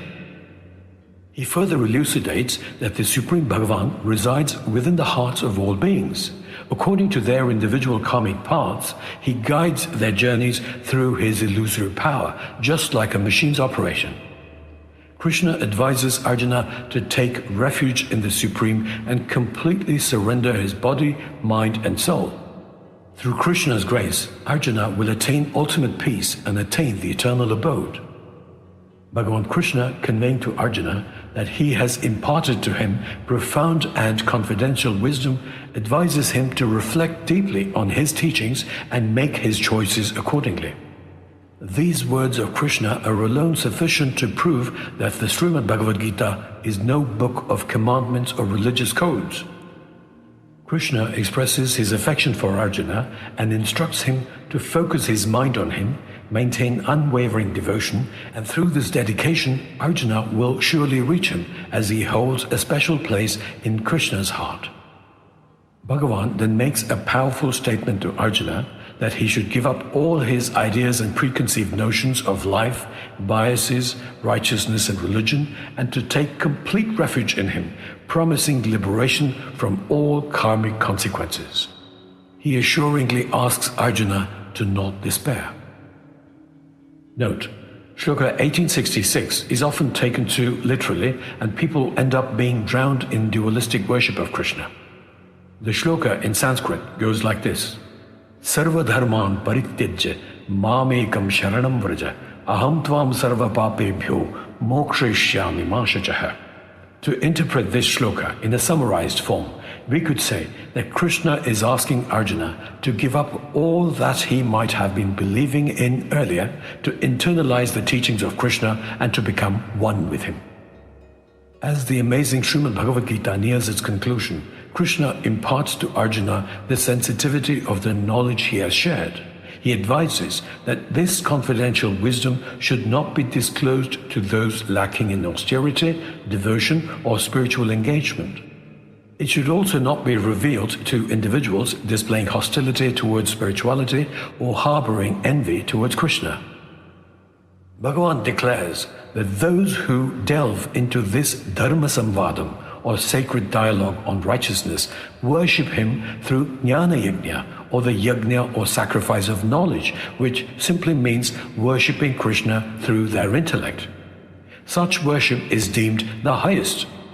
Even someone who attentively listens to this divine conversation with sincere faith and without malice will attain liberation.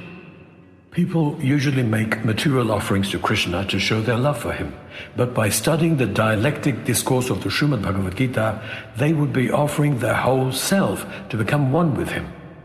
Krishna highlights the profound love and sacrifice offered to him by those who impart this supreme philosophy to his devotees.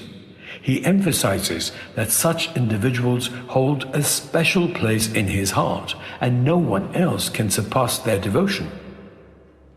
Bhagavan Sri Krishna's concluding words in the supreme scripture are in the form of a question to Arjuna. Bhagavan addresses Arjuna as Dhananjaya, signifying the conqueror of the wealth of knowledge. He asks Arjuna if he has listened with undivided attention, absorbed the teachings, and whether his confusion born of ignorance has been dispelled. Arjuna, with reverence, acknowledges Krishna as the perfect one. He affirms that his confusion has indeed been destroyed and that he has regained his memory thanks to Krishna's divine benevolence. Arjuna expresses his resolute commitment and unwavering assurance to act in alignment with Bhagavan Sri Krishna's guidance. At the end of narrating the events on the battlefield of Kurukshetra, Sanjaya says to King Dhritarashtra that he has heard the wonderful dialogue between Krishna or Vasudeva and the great-hearted Partha or Arjuna. He expresses his emotions by saying that the message is so wonderful that his hair is standing on end. Sanjaya acknowledges that it has been through the grace of sage Vedavyasa that he has had the privilege to directly hear this most confidential and supreme discourse from Sri Krishna, the Bhagavan of Yoga himself. He adds that he repeatedly recalls the divine dialogue between the Supreme Bhagavan Krishna and Arjuna and rejoices again and again. Sanjaya expresses that he is repeatedly awestruck and filled with joy when remembering the most wonderful cosmic form of Bhagavan Sri Krishna. In the concluding shloka of the Srimad Bhagavad Gita, Sanjaya expresses his unwavering certainty that wherever Krishna, the master of yoga, and Arjuna, the supreme archer, are present, prosperity, happiness, victory, and righteousness are bound to follow. Thus ends the 18th part of the Srimad Bhagavad Gita, the Yoga of Liberation, the Science of the Eternal, the Scripture of Yoga, the dialogue between Bhagavan Sri Krishna and Arjuna. Hari Om Tat Sat.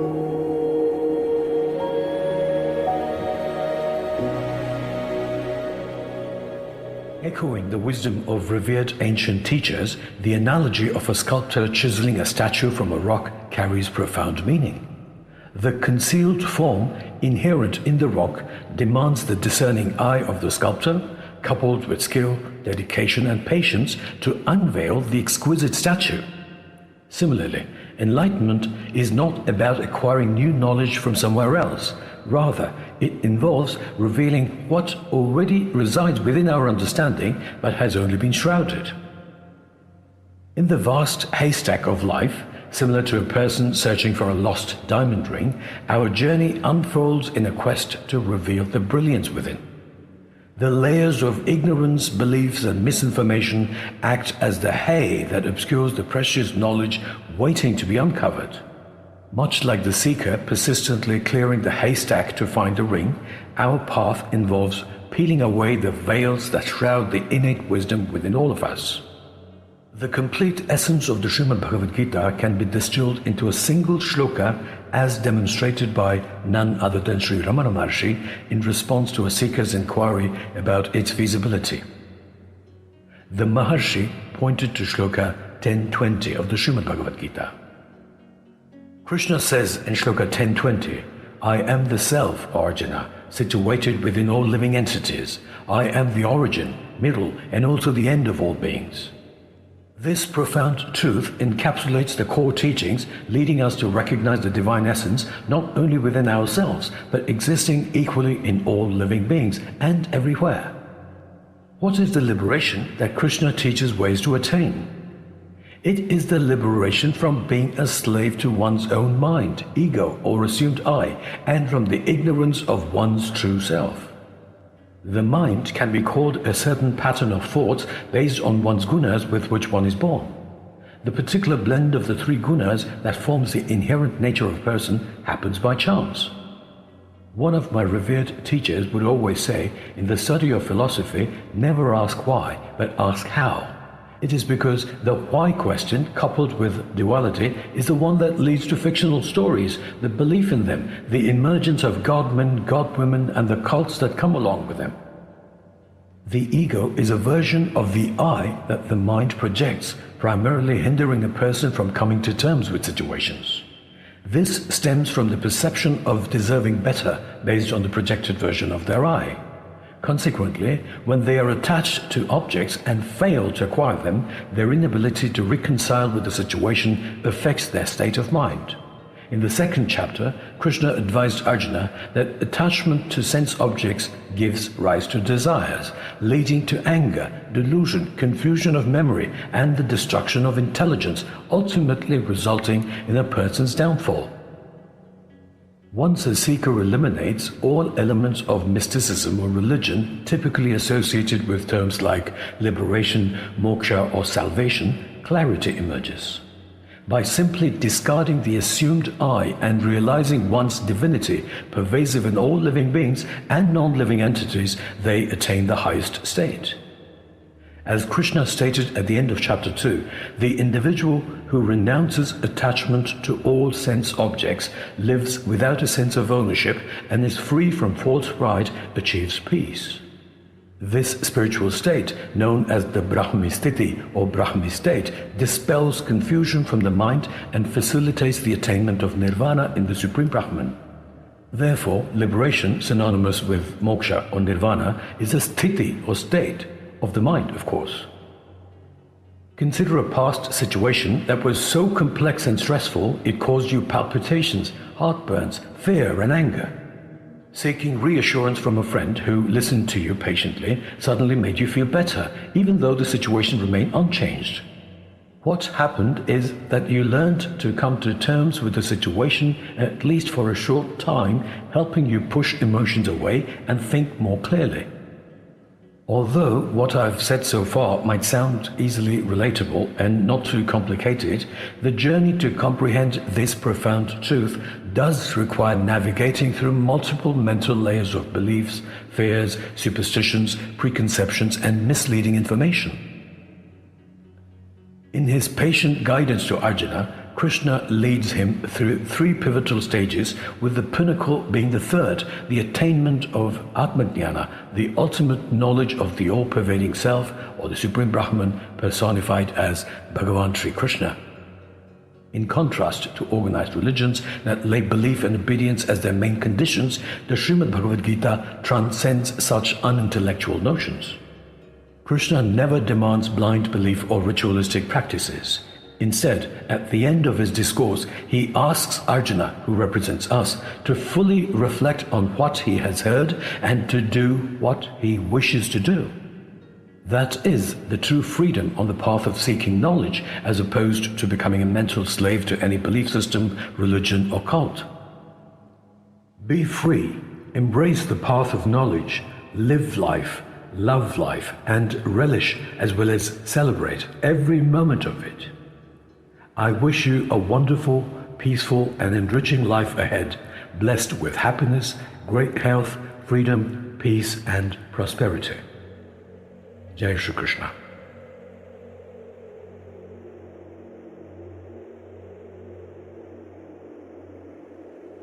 Takeaways from Bhagavan Krishna's teachings in a nutshell. Unlocking the wisdom within. Discard cowardice and other emotions and perform your duty without expectations. Approach every task as an offering to Krishna, ensuring your best effort. Let social responsibility be your guiding principle in all your actions. Revere those who use reason and logic to explain profound truths. Seek understanding through questioning. Understand the three gunas or qualities, sattva or goodness, rajas or passion, and tamas or ignorance, born of prakriti or nature. They tightly bind the immutable embodied self in the body. Acknowledge that your actions originate from the blend of the three gunas within you. Your self is the observer. Actions result from the interaction of sense organs with sense objects. Dedicate all your actions to the Supreme Brahman or Krishna, relinquishing attachment to works to remain untouched by karma, like a lotus leaf unaffected by water. Master the mind. When controlled, it becomes the best friend, but uncontrolled, it transforms into the worst enemy. Abandon the three gates of hell, lust, greed, and anger. Completely discard them. Recognize the connection of everything to Krishna, symbolizing the thread of existence. Understand the unseen truth as the Svarupa or original state, and all that is seen as the Vibhuti or manifestation of Brahman or Krishna. Genuine comprehension of Krishna's teachings is rare. Aspire to be among those who truly understand the philosophy. Reject misconceptions of the all-pervading Krishna having a specific form. Proper understanding transcends such notions. Realize that Krishna is the self in all beings. True vision perceives divinity equally existing everywhere. Shed all feelings of entitlement and embrace your role as a mere instrument. Engage in work with absolute confidence and zero fear. Acknowledge that the Srimad Bhagavad Gita is not a rule book. Krishna invites reflection on his discourse, empowering Arjuna to choose his course of action. Stay blessed. Jai Shri Krishna.